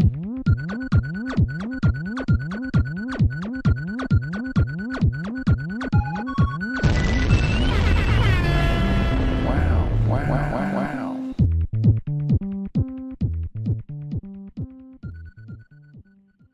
Yeah, definitely had too much. Where would you like to see the MCU take Spider-Man in the fourth film? I want to keep him grounded for a bit. He's been through a lot. You know, I feel like he's still recuperating from everything that's happened to him in the last movie. He's lost his girlfriend. He's lost his friends. His association with the Avengers is a little wonky because they don't know that he's Peter Parker anymore. So I would love to keep him grounded for a little bit. You know, so if we keep it just very surface level, you know, maybe, I don't know if you want to introduce a new villain, but I don't know. I think, honestly, I think it would be kind of awesome if they kind of made Kingpin like the big thing. Since they're already doing that with Daredevil, let's keep that as a continuity, you know, because it would be great to kind of see Spider-Man, you know, interact with the rest of the grounded kind of heroes for a change. You know, because it was nice to see him team up with Iron Man and Captain America and the Avengers going off into space and crazy shit like that. But I felt like that was way too quick, you know, for a young kid and for someone who's still trying to figure his shit out. Great experience. And I'm sure that's definitely going to help mature him and help him as a character and his personality. But now he had everything ripped away from him. So keep him grounded. Have him realize how it is to kind of start from scratch. No more Aunt May. She's gone. So literally he has no family anymore. He's all on his own. So it'll be nice in a way to kind of have him try to build a new family for himself, whether that's teaming up with other people on the ground level. Maybe, I don't know, and this is just crazy, do something like in the comic books where he's like constantly trying to join the Fantastic Four. I think that would be kind of hilarious. So, Oz Green in the house. What's going on? Womp womp. By the way, I always like to remind people tonight, wait, not tonight. Sorry, you missed it. Last night and every Monday night, Oz Green teams up with the Double Toasted crew. He is part of their special show called What Up, Son? Every Monday night. Check it out if you want a good laugh. So check it out next week because you just missed it.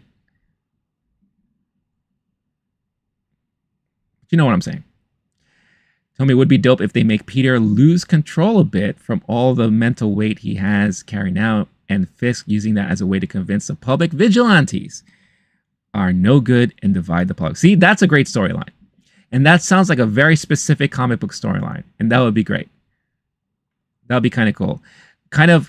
Well, they kind of did that a little bit in the movies where they showed where J. Jonah exposes Spider-Man to be a menace, right? And all that.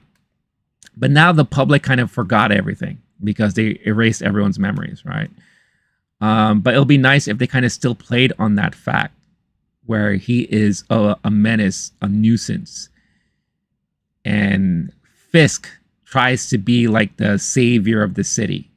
Because if we remember now, I believe it was the end of Echo, Fisk may have that urge to run for mayor of New York. And that could be part of his whole campaign. Let's get rid of the masked vigilantes, right? So that could be like an interesting play on that whole premise and that whole storyline.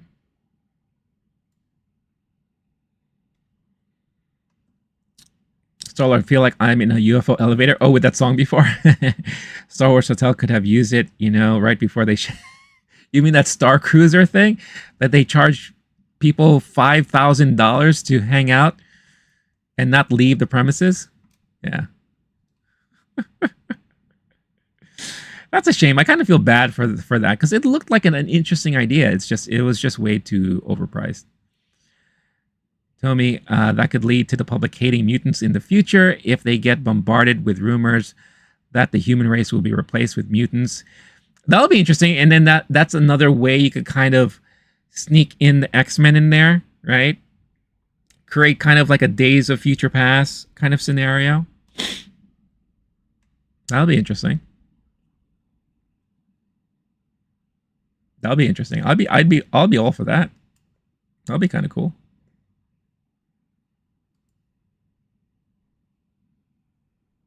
All right. Let's quickly jump into the main topic here and the big headline of this episode for today, and that is Avengers 5. And I was alluding to earlier when I was talking about Jordan Peele not looking to be directing anything for Marvel related, but Shawn Levy. Everyone is excited at Marvel about Shawn Levy. That means they are very high with the result of Deadpool and Wolverine. It sounds like they are very happy with that. And they have a feeling that they have a major hit on their hands there because of it. So, with Deadpool and Wolverine set to save summer, Shawn Levy tops list to direct Marvel's next Avengers movie. Let me read this here real quick. Shawn Levy is the top choice and is having early conversations to direct another Marvel Studios pick, the next Avengers movie. Deadline hears that Levy has been given the latest script by Michael Waldron, though sources add that he has not given an answer on whether he will take that job. And the studio is still planning to meet with other directors while they wait on a decision from him. I believe this is the second time I believe they asked Shawn Levy to direct a Marvel film. I think the first time he declined it. If I remember correctly. We can't say for sure that Levy will take the job. He expects to be heavily involved as a director and executive producer for the final season of Netflix's signature series, Stranger Things, and there's also a Star Wars film in his future. Still, the prospect of Levy steering the next Avengers makes a hell of a lot of sense as Marvel boss Kevin Feige continues to sort out the next iteration of his superhero empire. Then this goes on to talk about the success of the Avengers film. And let's see, even with no director set and the script only recently coming in, Marvel has been working hard in recent months to pull this together so shooting can begin next year on one of Marvel's largest productions to date. Sources close to both projects say more than 60 MCU characters could reprise their roles, including everyone from Mark Ruffalo, Chris Hemsworth, Benedict Cumberbatch, to Tom Hiddleston, Simu Liu, and Karen Gillan. Unlike the first 4 films, in which there was a core group that consisted of Robert Downey Jr., Chris Evans, Scarlett Johansson, Jeremy Renner, Hemsworth, and Ruffalo, many of the characters in the film would have equal footing, making it more of an ensemble feature instead of a handful of characters leading the team. Plot details are unknown, and following Jonathan Majors' exit from the MCU, not exit, but firing. Let's be clear about that. As Kang, following his reckless assault conviction in December, it is unknown who the central villain would be, or if the film could potentially include multiple antagonists. The Avengers project is another huge swing for Marvel, given the projects it will be impact going forward, but in Levy, they would have a director with an inviolable track record of hits, many on a tentpole level, which the MCU demands. Levy's credits, just as a reminder, he was responsible for Night at the Museum, Pink Panther, Big Fat Liar, Date Night, Real Steel. I loved Real Steel. That was a really nice movie. Free Guy, The Adam Project, and Steven Knight created series, All the Light We Cannot See. Plus, he's also responsible for Stranger Things and a lot of episodes he directed on Stranger Things. See? And as a producer as well. So, I think it makes a lot of sense to tap in Shawn Levy to direct the next Avengers film. Why? Because I feel Deadpool and Wolverine is really going to help formulate what we're going to see in Marvel's future. It's Deadpool and Wolverine and whatever they come up with the next Fantastic Four movie. Those are the 2 movies that are going to help shape and formulate whatever they're going to do planning forward with the Marvel Universe. And I'm pretty sure, in a way, it's also going to be the entry level, the kind of window that will allow true mutants and X-Men to be introduced for the first time, or at least a possibility of them, right?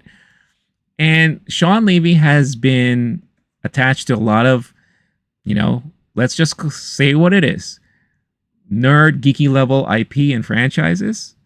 He did a great job with the episodes that he directed on Stranger Things, also acting as producer for that show. Deadpool and Wolverine has always knocked it out of the park with every iteration. Free Guy was a fun-ass movie. I really enjoyed that movie big time. Real Steel, like I said, is very underrated. I think more people should watch that movie. That was a lot of fun. Rock'em Sock'em Robots in real life. I love it. So it makes sense. And it sounds like Shawn is very good in working with a huge, diverse cast of people. When it comes to ensembles, I mean, look at everyone involved in Stranger Things. That's a lot of people there.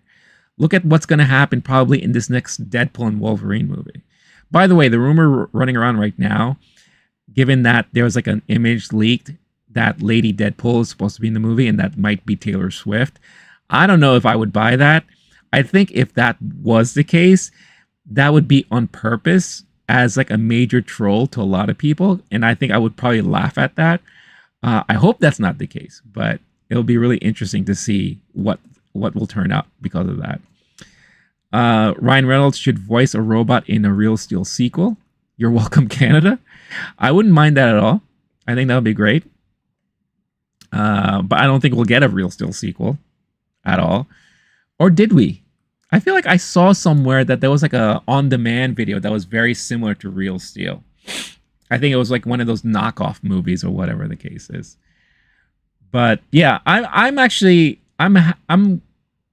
don't hate this news at all. But hearing that there's going to be over 60 characters in the Marvel Universe or from the Marvel Universe that are going to be showing up in this next Avengers movie is very interesting to me.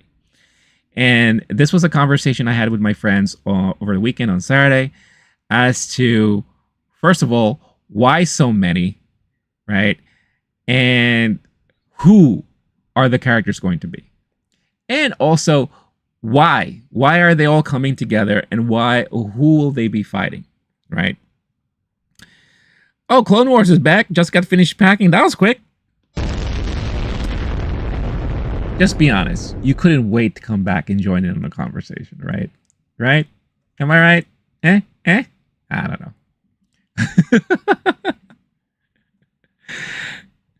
I think it might be in the works later. Blind guess why I think so. That would be interesting if they actually do another Real Steel movie. That's just overkill from the first reaction to headlines for the character. Tommy, are you talking about Lady Deadpool? Clone Wars, you're absolutely right. Well, again, I appreciate it. 2 hours and 30 minutes of cameos. Make it 3. I guarantee you Avengers 5 is probably going to be over 3 hours.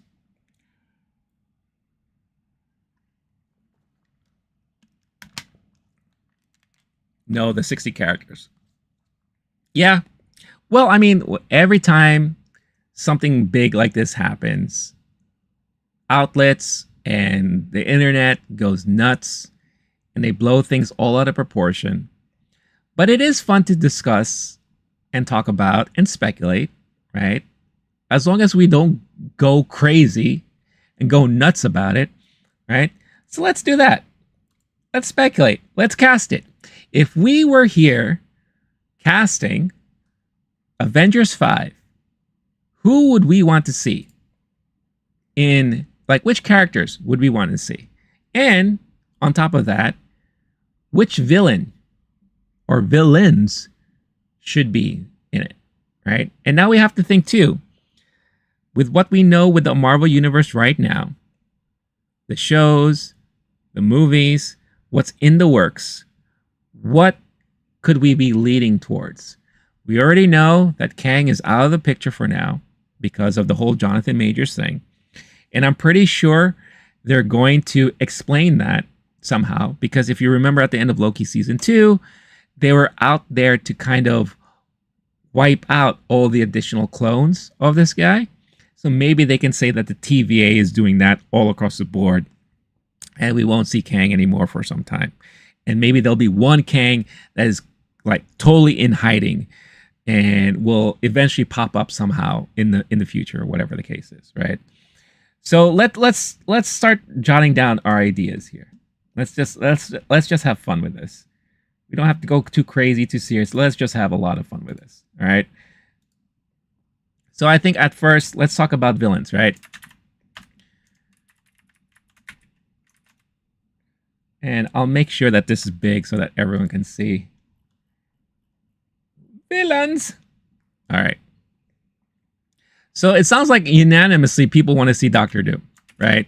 That makes sense to me. Doctor Doom will make sense because we got the Fantastic Four coming out. They're working on that movie now, right? And it would kind of make sense for Doctor Doom to kind of be a bad guy, but he can't be alone. It doesn't make sense for him just to be the... Why would 60 plus characters, and maybe not all good guys, right? But why would so many people combine to go after just this one guy, right? Tommy says Doom and Kang. Tommy also said previously the Defenders team. We'll get to the good guys in a little bit. AKB Wiccan. You may not be wrong. I'm just saying, you may not be wrong. Star-Lord Anthony Mackie might be in the sequel. I'm seeing some 2024 teasers. There really is no other choice. Paste Pot Pete. Bang. There you go. It's Doctor Doom and Paste Pot Pete. There it is. That's your movie. Goodbye, everybody. No, I'm just kidding. No. Ultron? Would we want to bring him back? I don't know. Maybe. I want to say... So Doom, at least from what I've seen and what I remember in the comic books, he loves collaborating. Right? Or he's open to it, at least. What if it was a conglomeration or a combination of Doom, Baron Zemo, right? And I don't know, who could be the third? That's why I'm very curious as to who Giancarlo Esposito is playing. Because that could potentially be something that could be in there. Clone Wars says the Hunter. The Hunter guy. Who's the Hunter guy?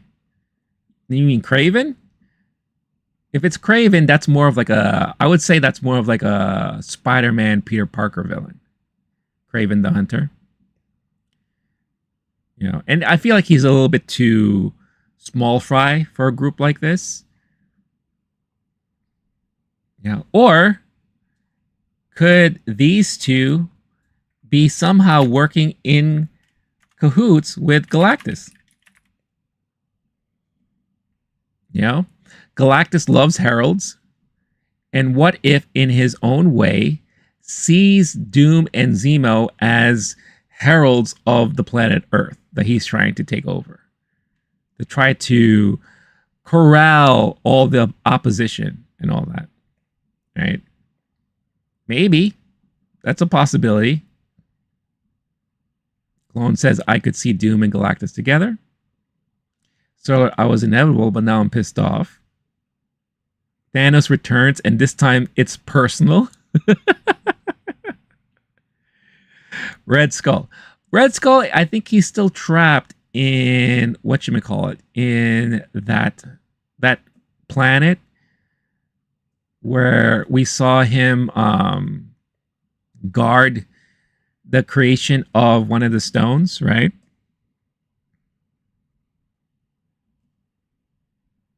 So it'll be well, let's just put, you know, because anything's possible in this world, right? Red Skull, maybe. Because, yeah, comic book wise, Red Skull and Galactus, Red Skull and Doom and Zemo, actually, if you think about it, would be a perfect team up in the comic books. But Red Skull is, thank you, Oz, in Vormir, right? He's stuck in Vormir. That's kind of his punishment, I guess. You know, but that's an interesting thought, though, if we could have that in there. Kingpin is a little bit too ground level. I don't think he's going to be part of this major group here, right? You know, that sounds more of just a Spider-Man, Daredevil kind of one-off, you know. But I mean, these are potentials, right? But I really do strongly feel like Doom, Zemo, Galactus, and maybe, who knows? Maybe they'll surprise us. Maybe they will put Kang in there. You know, they'll get someone else to play Kang. And, you know, since Kang can be various people, maybe they could explain a way that Kang changed how he looked, take on a new form. I don't know. It's very possible, right? So at the very least, you have some potential as far as villains are concerned, right? But my money is on Doom, Zemo, Galactus, I think. Star-Lord says Adam Warlock. So I do think Oz likes Ultron. Okay, so let's add Ultron in there too. And Tommy, I believe, said Ultron. Clone Wars said Ultron before. So let's put him there as a potential there. Because it would be kind of interesting if they could kind of surprise us by bringing Ultron back. You know, and maybe I could see Doctor Doom kind of bringing Ultron back with the help from Baron Zemo, you know, all because they're being instructed by Galactus to do something to prepare Earth for his coming, blah, blah, blah. I can see all of these possibilities happening there. It has to be big, right? You have to warrant why all of these people are going to come together and go against these people, right? So let's keep that as the villains there. And if any of you guys come up with something different, let me know. But let's think of the good guys. I like Star-Lord's Adam Warlock because, you know, he is now officially part of the Guardians of the Galaxy. Right? He's teamed up with Rocket and the rest of the crew there. So I do think we could see, if this is going to be a mega battle that includes space and all that stuff, you're going to need the Guardians of the Galaxy to come up, right? So you have I would put Adam Warlock. Rocket, Groot. Who's Sean Gunn? Sean Gunn's character?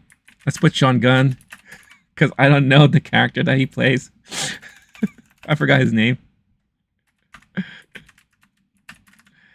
And the little girl from GOG.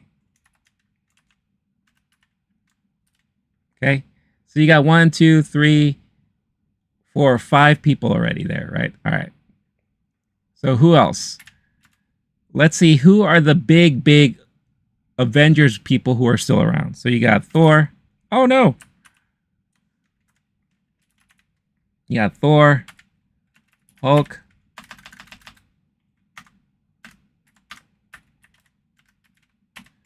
I guess we should include Hulk's son, who we've never heard from again. Hulk's son. You have, like, who else is from their OG Avengers team? Ant-Man. It's doubtful Wasp will return because the actress she said she's retired from acting. I don't know if that's true. But you have Cassie, right? Cassie Lang. Bucky, good one. All right. Clones, what if the reason Red Skull got off the planet was because he made a deal with Galactus and he teamed up with the villains on Earth to do Galactus's will? Oh, I like that. That's a cool idea. I like that. Loki, I would add Loki, but I doubt Loki will be part of this because Loki is too busy with the time tree. He's too busy with all of this stuff in there. But I do think Loki may potentially be in the movie, but not do anything, right? So we'll put here. I'll put Loki. So I'll keep that kind of on the list, but not as like the good guy team, because I think Loki will be there, but he probably won't do anything. Oh, you got Captain Marvel, right? She's probably going to show up again. You have, he can still create illusions. He could. Let's see. You have, Shuri, right? Miss Marvel. If we start to include kind of the quote unquote young Avengers, so that means we'll have Kate Bishop, because we know that she's trying to gather up a team already, right? Cassie Lang will be a part of that team too. So you have Cassie Lang, Miss Marvel, Kate Bishop as part of the new Young Avengers. This has already been spoiled for me, so I apologize in advance if this is a spoiler to all of you guys. But that Ramirez guy from Winter Soldier, Captain America, I think he's going to be the new Falcon. So we have, of course, new Captain America, Falcon,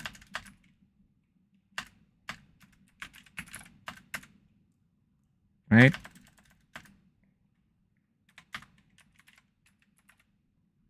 Okay. And I think that new Falcon has potential to be part of the new Young Avengers as well. Right? Oh, we have Doctor Strange. He's still around. Right? Then, yeah, in the comics, that's what happens anyway. Old new Falcon. Okay, so there you go. So they're following kind of like, at least somewhat, there's some consistency there, right? M'Baku, right? He's still on Wakanda. Okoye. I don't know if that's how you spell her name, but I apologize in advance if that's wrong. Wong, of course, he's a part of that. Don't forget, we also have, who is that? Shang-Chi. Good old Simu Liu. All right. Oh, well, you brought up the thing. Fantastic Four. They're going to be in the mix, I think, right? So you have Mr. Fantastic, Invisible Woman,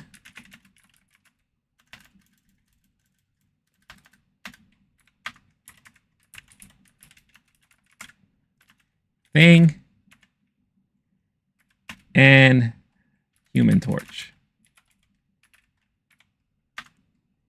Okay. So you got to include those guys, right? Now, I don't think Deadpool will be part of this group. Something tells me Deadpool somehow is going to remain in some alternate universe, I think. He'll come in and out, but I don't think he'll be part of this movie. If he is, that would be a major surprise. So I'm going to put here as maybe we'll see Deadpool. It's Shawn Levy too, so you might think like Shawn Levy would probably have Ryan Reynolds show up in this movie, right? Since they're such good friends. Clones is now naming the X-Men. So there's a potential, I could see that we could have X-Men in there. So I think separately, another separate list as possibles, because I'll only say this because there's no plan or at least no idea of what X-Men movie we're going to get and who's cast to be X-Men or in the X-Men movie, that it's kind of hard to speculate if these people will be in this movie or not, right? Also, you have to think about it's Avengers, so they may want to keep Avengers and X-Men separate. I don't know. But I'm just going to put X-Men, right? So you have Professor X, Rogue. Those are probably the big names. Cyclops, Storm,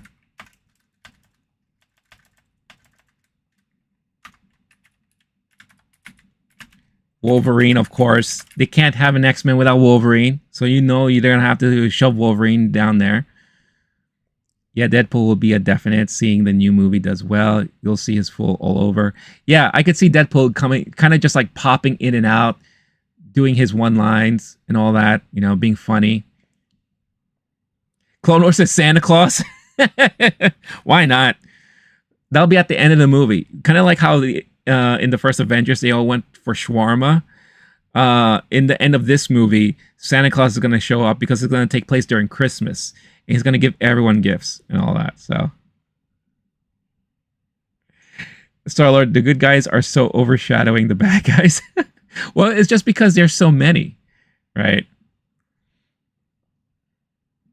AKB saying intro the X-Men so we can start the rivalry, which will lead to Avengers versus X-Men. Oh, that's interesting. I hope that if that is something they're thinking about, introduce the X-Men before this, because I wouldn't want this movie to be the intro to X-Men. They deserve their own separate thing, right? But yeah, these are possibilities I could see here for the X-Men team, right? So, who else do we got? Star-Lord mentioned it earlier, Moon Knight. I could see that. There has to be somewhat of a ground level representation in a way.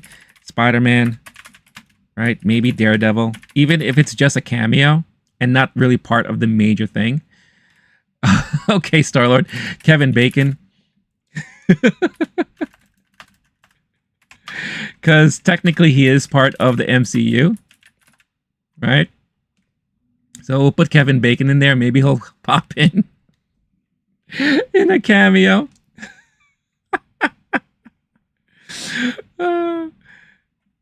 Oh, let's not forget who's this? The new Black Widow, right? She's probably gonna be in there. Oh, we got oh, this is gonna be an interesting thing. Will we see Monica Rambeau come back? Because apparently she's stuck in an alternate universe. So will she come back? I don't know.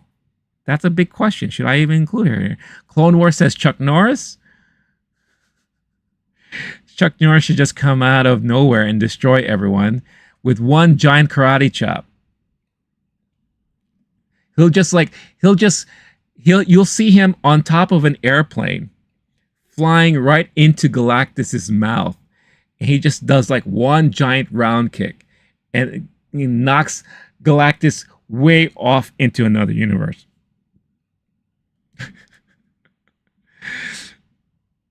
That would be amazing. Roundhouses for everybody. All right. Oh, She-Hulk. You know, she's going to probably pop up, right? And do some twerking. She'll pop up just to do twerking. So we got that going on. Who else would fit this list? yeah. Galactus, like, look at this insignificant. Ah! Roundhouse to the face. That's it. As he gets like knocked into an alternate universe. If Galactus is involved, you would have to think Silver Surfer may be in there, right? I could see Silver Surfer being a part of this if that's the case. What else? What else do we got here? How many do we have so far? So let's see. Not including the villains, right? And then one of the reasons why I thought this would be fun is because when I had the same conversation with my friends on Saturday, and those include AKB, Osgreen, we were all together having the same conversation. It's kind of hard to believe that there are over 60 characters currently active in the MCU right now. One of our other friends couldn't believe it. Didn't think like, oh, there's no way there are 60 people there are 60 characters in the MCU. And the minute we started listing them out, we started to realize, oh shit, yeah, there really are. So not including the villains, we have 1, 2, and I'm not going to include the X-Men just yet. 3, 4, 5, 6, 7, 8, 9, 10, 11, 12, 13, 14, 15, 16, 17, 18, 19, 20, 21, 22, 23, 24, 25, 26, 27, 28, 29, 30, 31, 32, 33, 34, and 35. That is all including Kevin Bacon. So, who else do we have left that we didn't mention yet? Oh, Hawkeye. I mentioned Kate Bishop. We didn't mention Hawkeye yet. Hawkeye is going to be in it for sure. He's still part of the OG crew. Oh, I guess you could say War Machine. I think by now, or by this time, he would be recovered after being captured, right? You have Nick Fury. You also have Ironheart, right?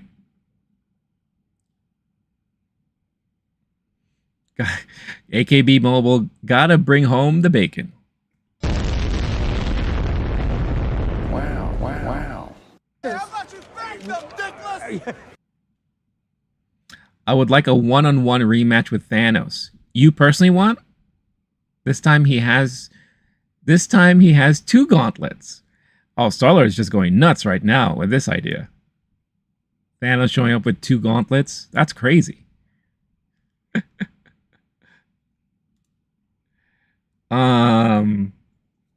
Let's see. Who else? There's a lot of other characters left that I know we're forgetting. I should have a list of all Mr. Knight. Yeah, Moon Knight I think I have in here. Moon Knight. I think I thought I wrote down Moon Knight, didn't I? Where is it? Yeah, here we go. Moon Knight. Yeah, Moon Knight's part of this list. Oh, he's cut off. That's why you probably don't see it. Sorry. Let me fix that. Moon Knight. There you go. Star-Lord got to switch to decaf. TVA has spare Infinity Stones. Actually, he's got a point. They kind of do. They kind of do. Well, okay. Will the TVA be involved? If the TVA is going to be involved, then you have to include, is it Mobius? Right? That's Owen Wilson. I'll just write Owen Wilson. right? He may be involved, right? So if we include a TVA, he may be involved. Short Round might be involved. The guard, I forgot her name. She might be involved, right? If the TVA is involved, that's a possibility. Who else? Will Agatha Harkness be involved? No, I don't think so. I don't see her. Well, it all depends on what happens with her show that's coming out. We don't know exactly what's happening with that series. So we don't know what the extent of her involvement may be in future iterations here. Let's see. Who else is hanging out? Will we see any of the Eternals show up? We were introduced to them and then kind of forgot all about them. There's still a giant elemental hanging out in the middle of the ocean somewhere, and no one's made any mention of it. So I'm going to put down the elementals.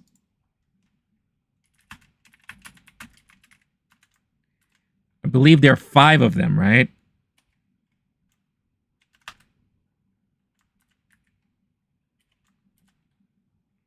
There's 5 elementals.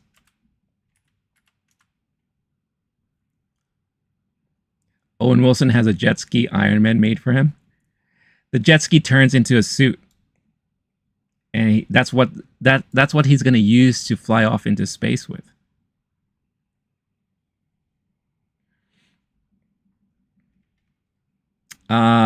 Let's see. Who else do we got here?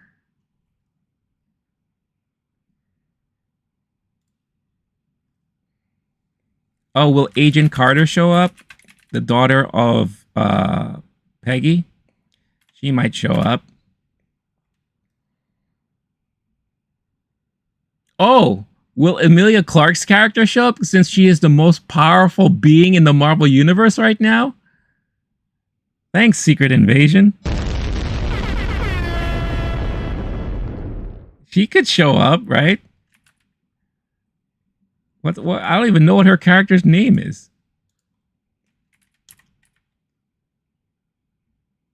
Emilia Clarke. There, I'll just put her name in there. I mean, they got to do something with that character, right? I mean, you can't just have a show that introduces her as like the ultimate powerful character in the Marvel Universe and then never bring her up again, right? There's just no way. So she has to be a part of it somehow.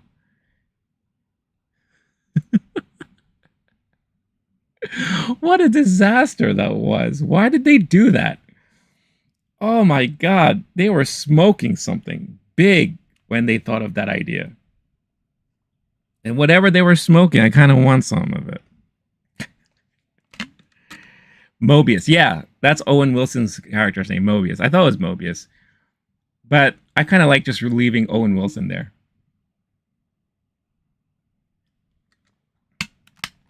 Just like I'm leaving Emilia Clarke. Oh, could we get... Now, I don't know what's happening in the Thunderbolts. Right? But can we get that bad Captain America dude? Bad. CA. I'll just do that. Right? The bad Captain America.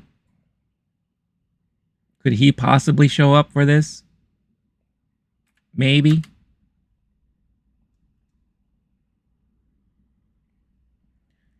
Who else, guys? Who am I missing? Who's missing from this list that deserves to be on this list?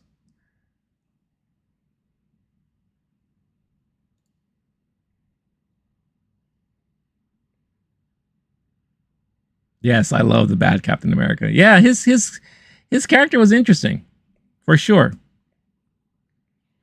I know he's going to show up in the Thunderbolts, I believe, but I don't know what that movie, what will happen in that movie could dictate what's going to happen in the future.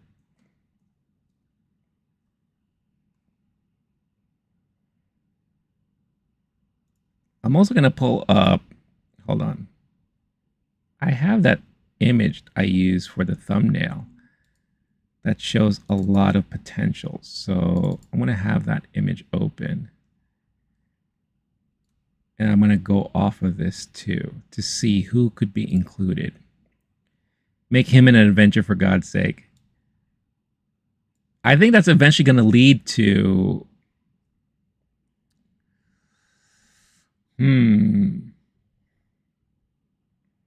Now I remember his character, which is kind of US agent.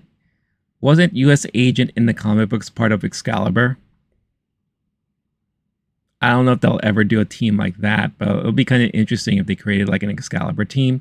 Very much like I do feel like they're going to do a West Coast Avengers, which reminds me, we still have, what's his face?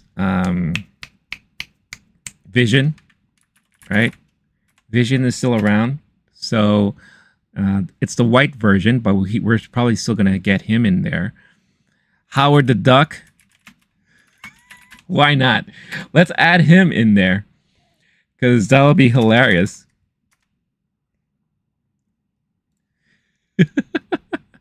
Have him do like a quick cameo, right? Oh, Star-Lord. Star-Lord is still around. Not only Star-Lord 7 here in the chat, but the real Star-Lord in the MCU, he's still around. So it's very possible he could be in this movie too. I mentioned the Elementals, M'Baku. Let's see. Oh, could we get Rescue? That's Gwyneth Paltrow's Iron Man. Could she show up in this? Maybe. That's another potential in there. Yep. I have Hawkeye and Kate Bishop here. So I have them included. Let's see. Oh, you also have, who's that? Valkyrie. How do you spell Valkyrie? I'm not good at spelling, guys. I apologize. Valkyrie. Valkyrie, like Kyrie Irving. So yeah, Valkyrie. More than likely she could show up in this. Let's see, running through this list here. Oh, America Chavez? Are we going to see her come back?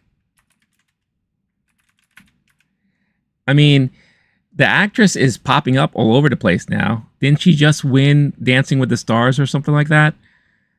So, and she's been showing up in several movies here and there. So it'll be interesting if we could see her come back.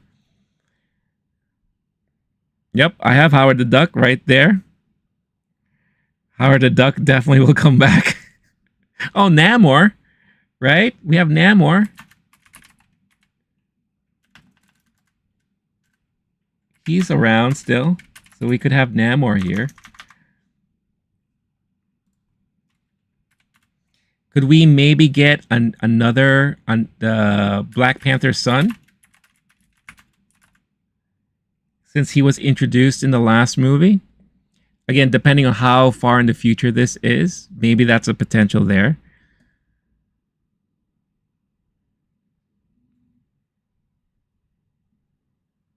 Let's see. I'm looking at this list here.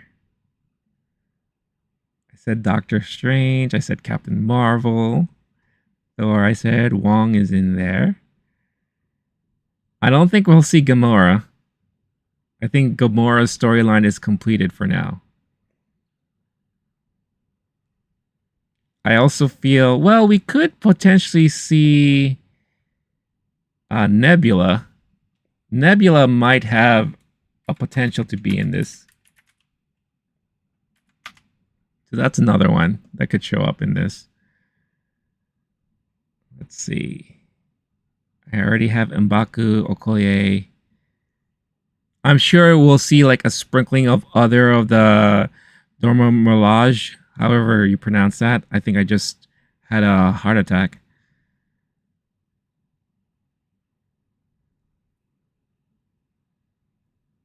And also, depending on how Thunderbolts, what happens in Thunderbolts, I don't know if we'll see the David Harbour character, if he's still going to be around or not. Clea, she was kind of hinted at and introduced at the end of Doctor Strange, right? Could she potentially show up here? Maybe. Star-Lord, his special ability, he has a naked photo of his wife that makes enemies run.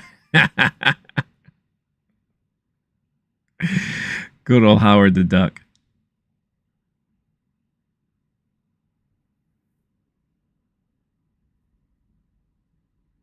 Who else are we missing?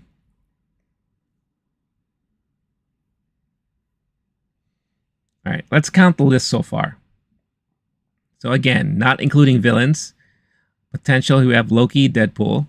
That's 1, 2, 3, 4, 5, 6, 7, 8, 9, 10, 11, 12, 13, 14, 15, 16, 17, 18, 19, 20, 21, 22, 23, 24, 25, 26, 27, 28, 29, 30, 31, 32, 33, 34, 35, 36, 37, 38, 39, 40, 41, 42, 43, 44, 45, 46, 47, 48, 49, 50, 51, 52, 53, 54, 55. I also didn't include all the elementals, so you have roughly like around 58, 59, and we're basically around 60. And of course, we could also speculate that maybe Punisher may be in there. I don't know why. Maybe just like another cameo, right? Yeah, you could include like what Tommy was saying before, the Defenders, maybe just making a cameo. So you have Luke Cage, Jessica Jones, Iron Fist. Because I think he is going to return in the Daredevil Born Again series, right? Well, that's why Howard the Duck should be in this movie, because his expertise is indeed Quack Fu. So that's definitely true.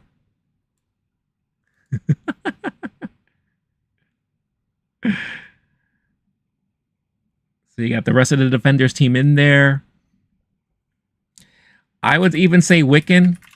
And who's the other kid? It's Wiccan and who are the sons of Wanda? Because they exist. It's very possible they may show up. Maybe they'll come back and show up again in Agatha, in the Agatha show. You know?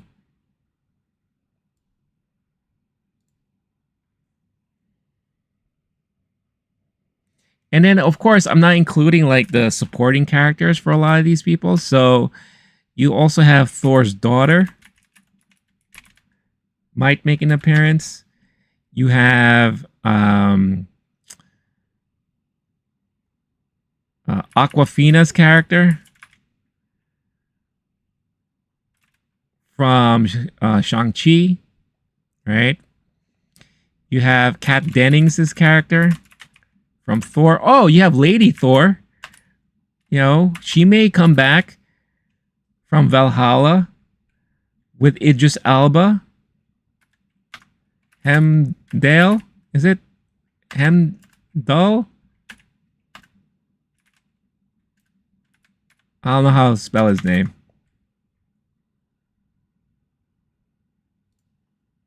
AKB, 5 hours of cameos. That's right. This movie's going to be epic.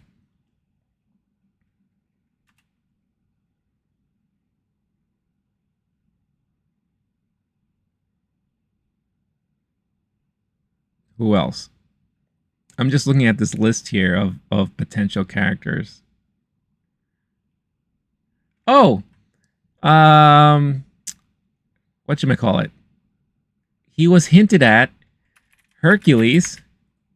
At the end of the last Thor movie, he was hinted at. So maybe we could see Hercules. Wonder Man. I know they're working on a show for him. I could see him pop up.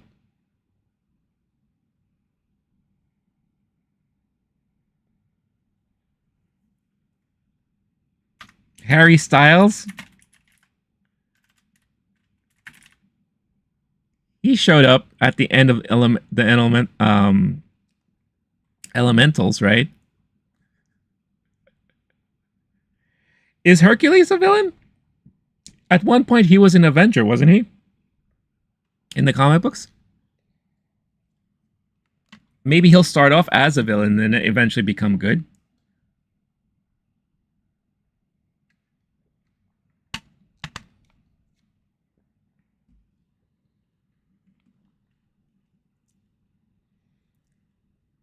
Oh, Korg?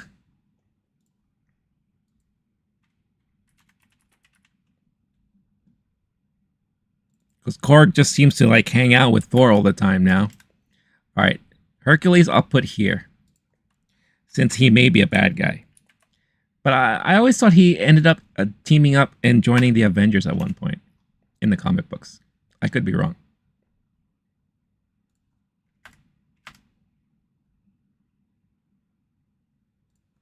You have to have Korg in there. Zeus will unleash him. I agree.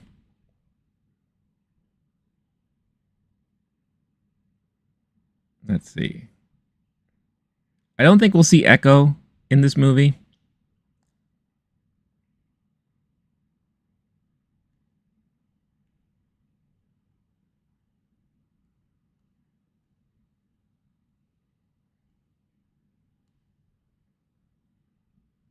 Let's see.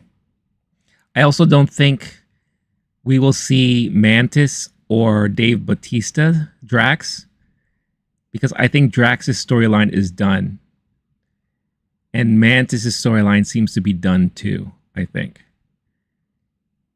But there is a possibility that we might see a Mantis show up. But highly unlikely, I think, in my opinion. Because I feel like their storylines have been completed. Also, I don't think we're going to get to see any of the Werewolf by Night guys. You know, even though I love that, that was a great movie that they did, I don't think they'll show up in this movie.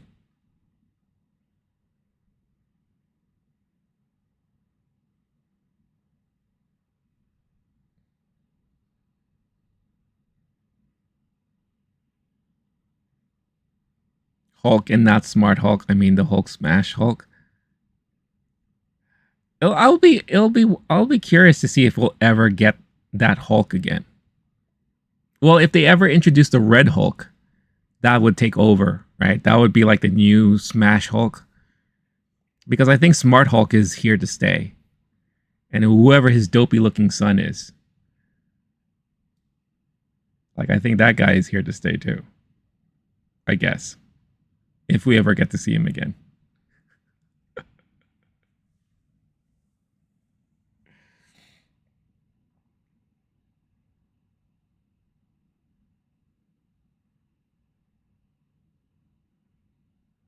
What else we got? I don't know. I think that's it.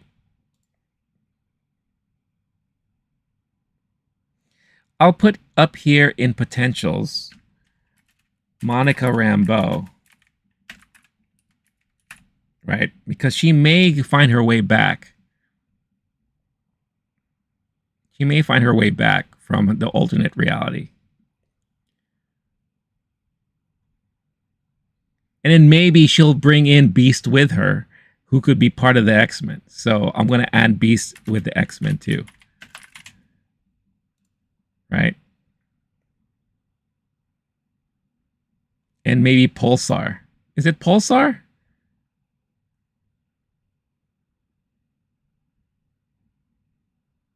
Abomination has... that's a potential for him to be in this too. Why not? Let's put him in here. Even if it's a cameo. Abomination. This movie is gonna be nuts. This movie will make no sense. And I love it. Oh, I forgot to add the dog. What's the dog's name? Cosmos? Cosmo?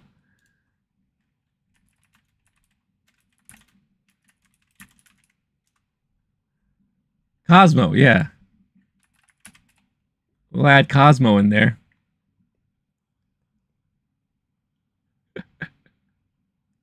This movie is going to be ridiculous.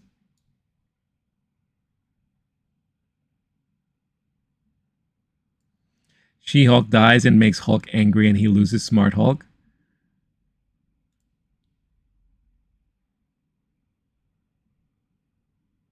Will he really care if She-Hulk died? Maybe that's more of a question is, would we really care if She-Hulk died?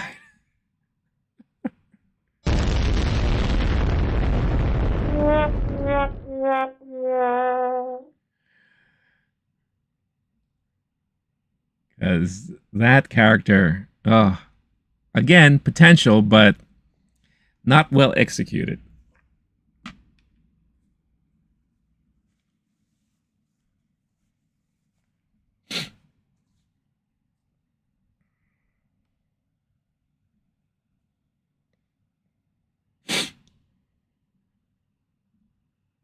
Objection sustained.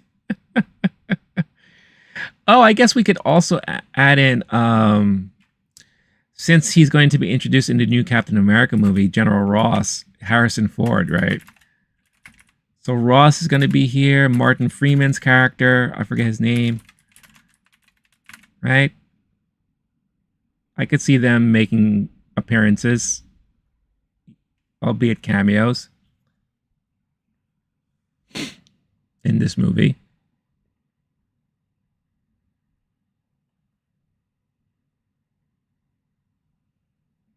But we have we definitely, again, if you include the villains listed here and you include the X-Men, I think we have 70 plus characters already listed in this movie.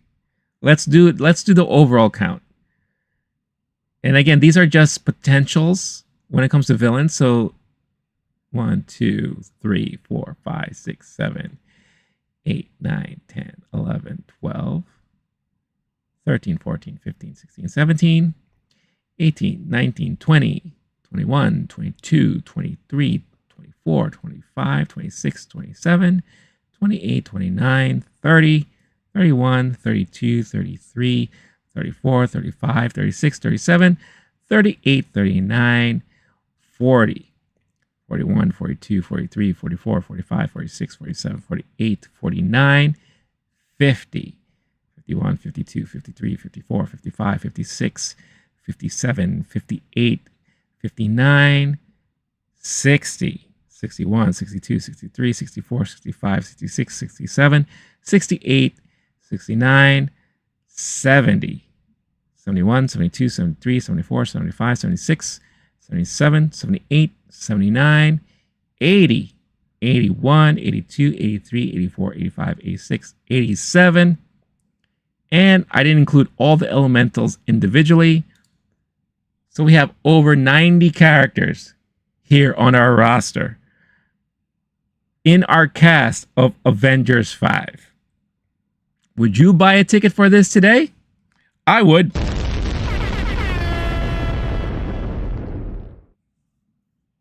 Star-Lord, I can see all of these characters in the next Avengers franchise. This could be everything that we have looked forward to, or we could be looking forward to in the next phase of the Marvel MCU.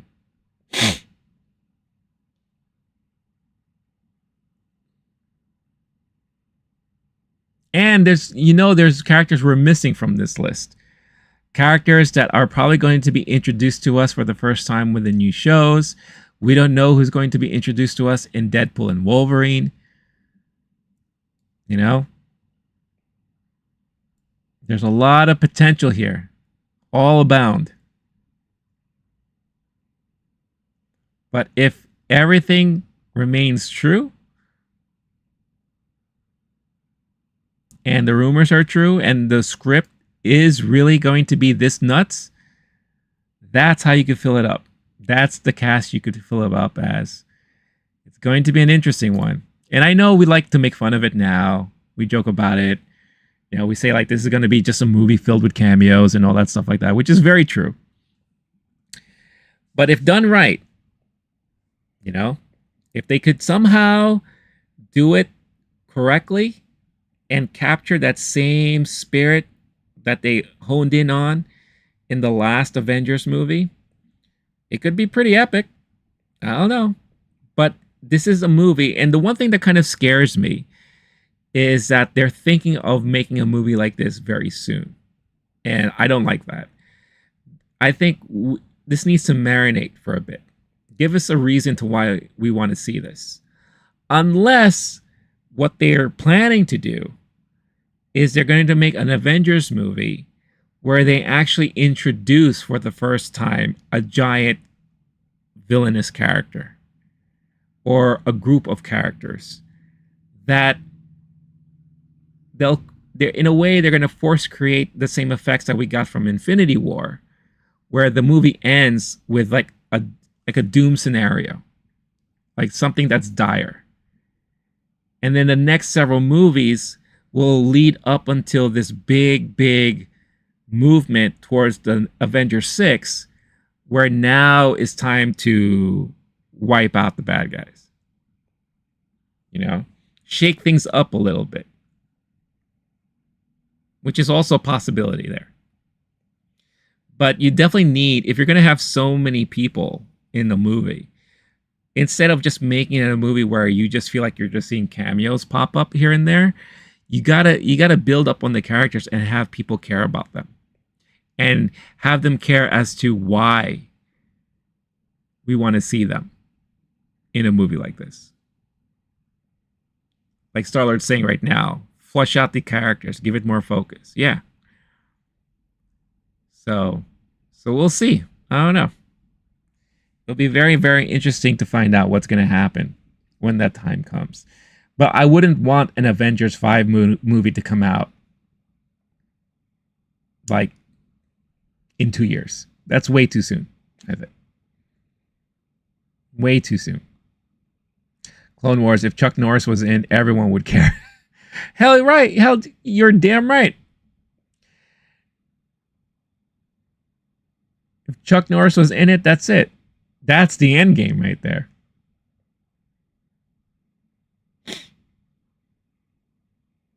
No need for new main characters, hero or villain. Well, I do feel like we do need new villains. We need a major bad guy that will cause concern for the whole universe. Someone big. Right now we don't have that. You know, even Kang didn't feel like he was going to be like this big, worrisome guy, because it wasn't really properly fleshed out. Bring Thanos back for a sparring partner. Now, what would be interesting, since we're doing multi-universes and all that, what if we brought back Thanos, but he's a good guy? Could you imagine that? Like in an alternate reality, he's actually a good guy.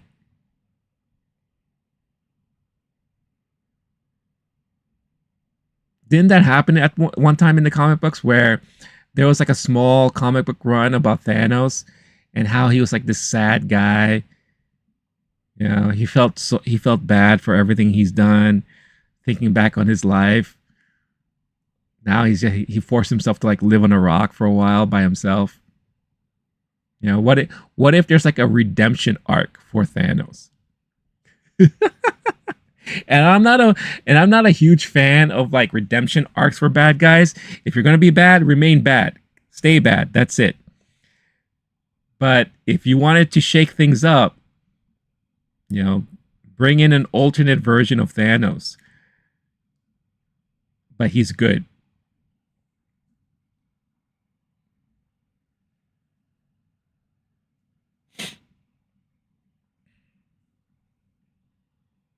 Thanos shouldn't be good at first. Maybe later on he is.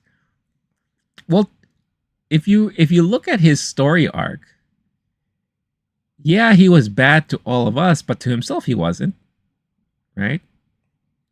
He just thought that this was the best way to go about it and bring balance to the universe. And then he was at peace with what happened. No remorse, no regret.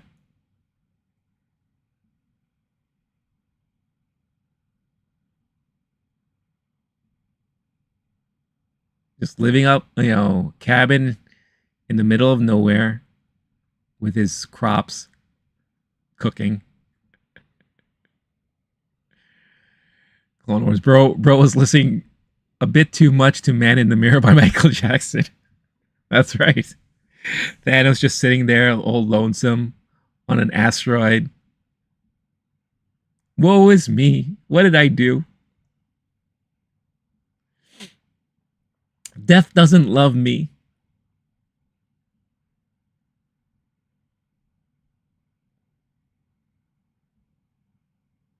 What is balance without unbalance? Star-Lord dropping some philosophical knowledge on us right now.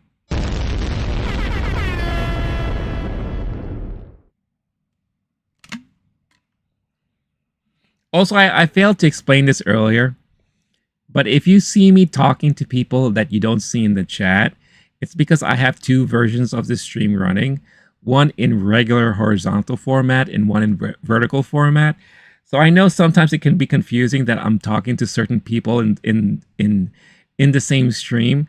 They're all there. I'm not just talking to myself and creating people out of nowhere.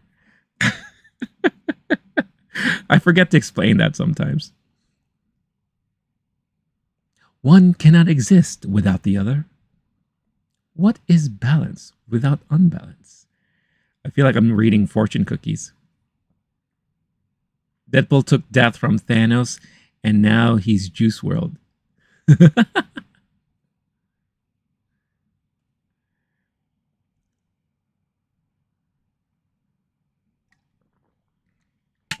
All right, Clone Wars, since I know you're here, are you liking the Acolyte so far? Have you had a chance to see it yet?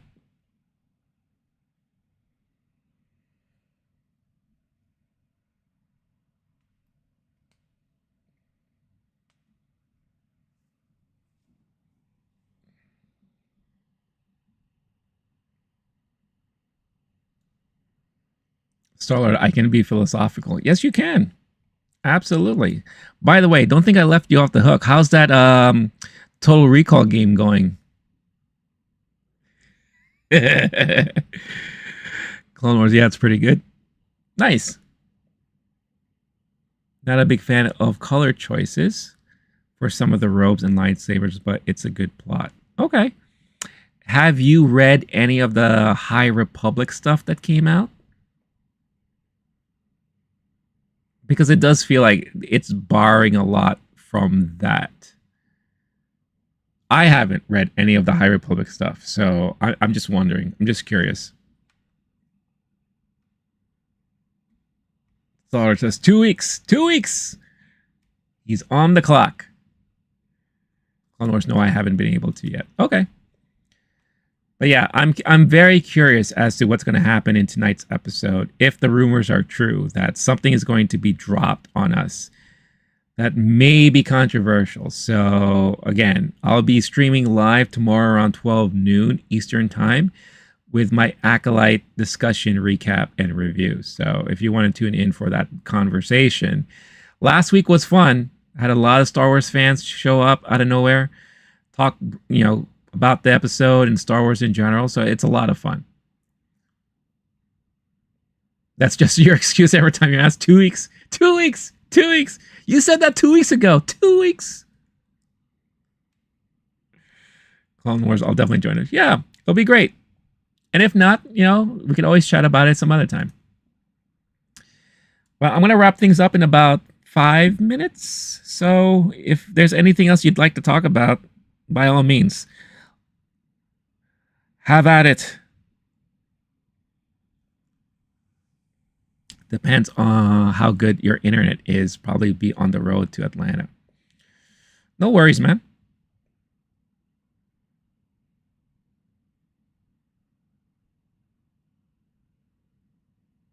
And again, good luck on that if I don't see you tomorrow. When is the first day of your tournament?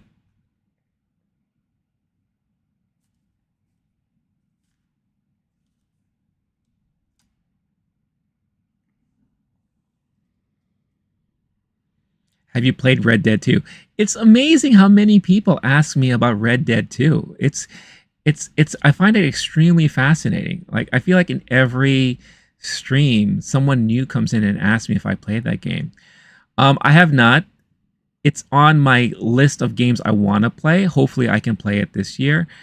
Last year, I finally just finished Red Dead, the first one, and I really liked it. I liked the story. I liked the character, or the characters, I should say, that we were introduced to, and I really love the gameplay. So I'm looking forward to experiencing Red Dead 2 for the first time when I play it. But yeah, that's where I am at. Seminars will be Thursday. First competition day will be Friday, then Saturday. All right. We'll be rooting for you. 1000%.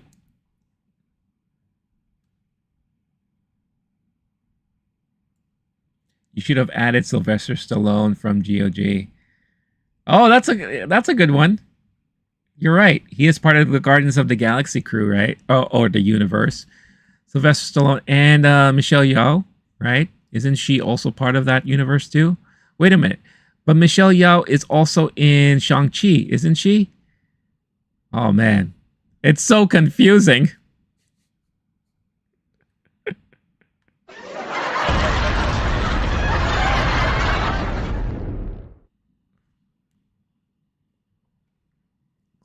I got 20 plus people in all 5 divisions. Wow. Holy cow. That sounds insane.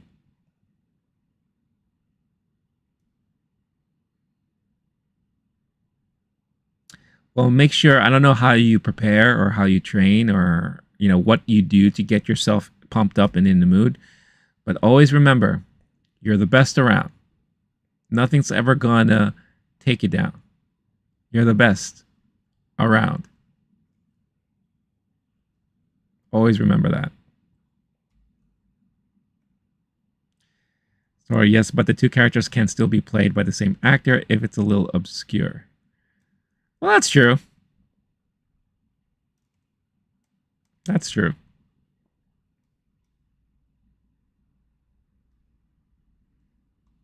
It's not like we haven't seen the same person play different characters in a movie before, right? So that wouldn't be too far-fetched. Clone Wars usually listens to Eminem. That's a nice way to pump yourself up.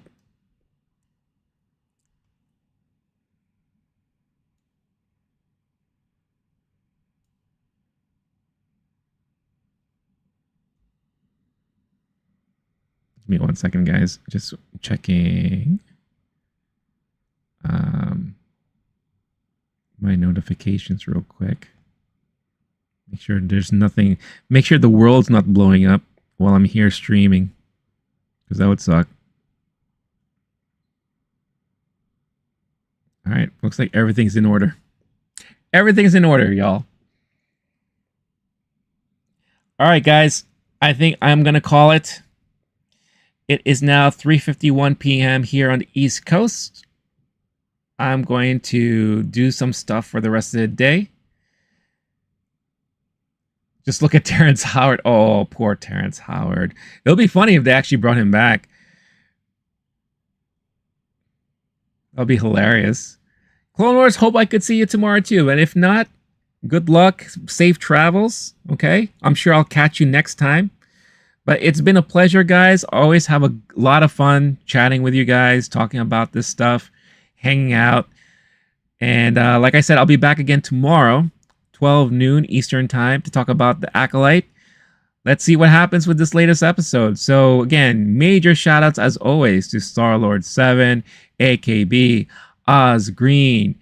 Who else do we got here? Of course, Clone Wars for Life. Thank you again. Going back here, Tomi.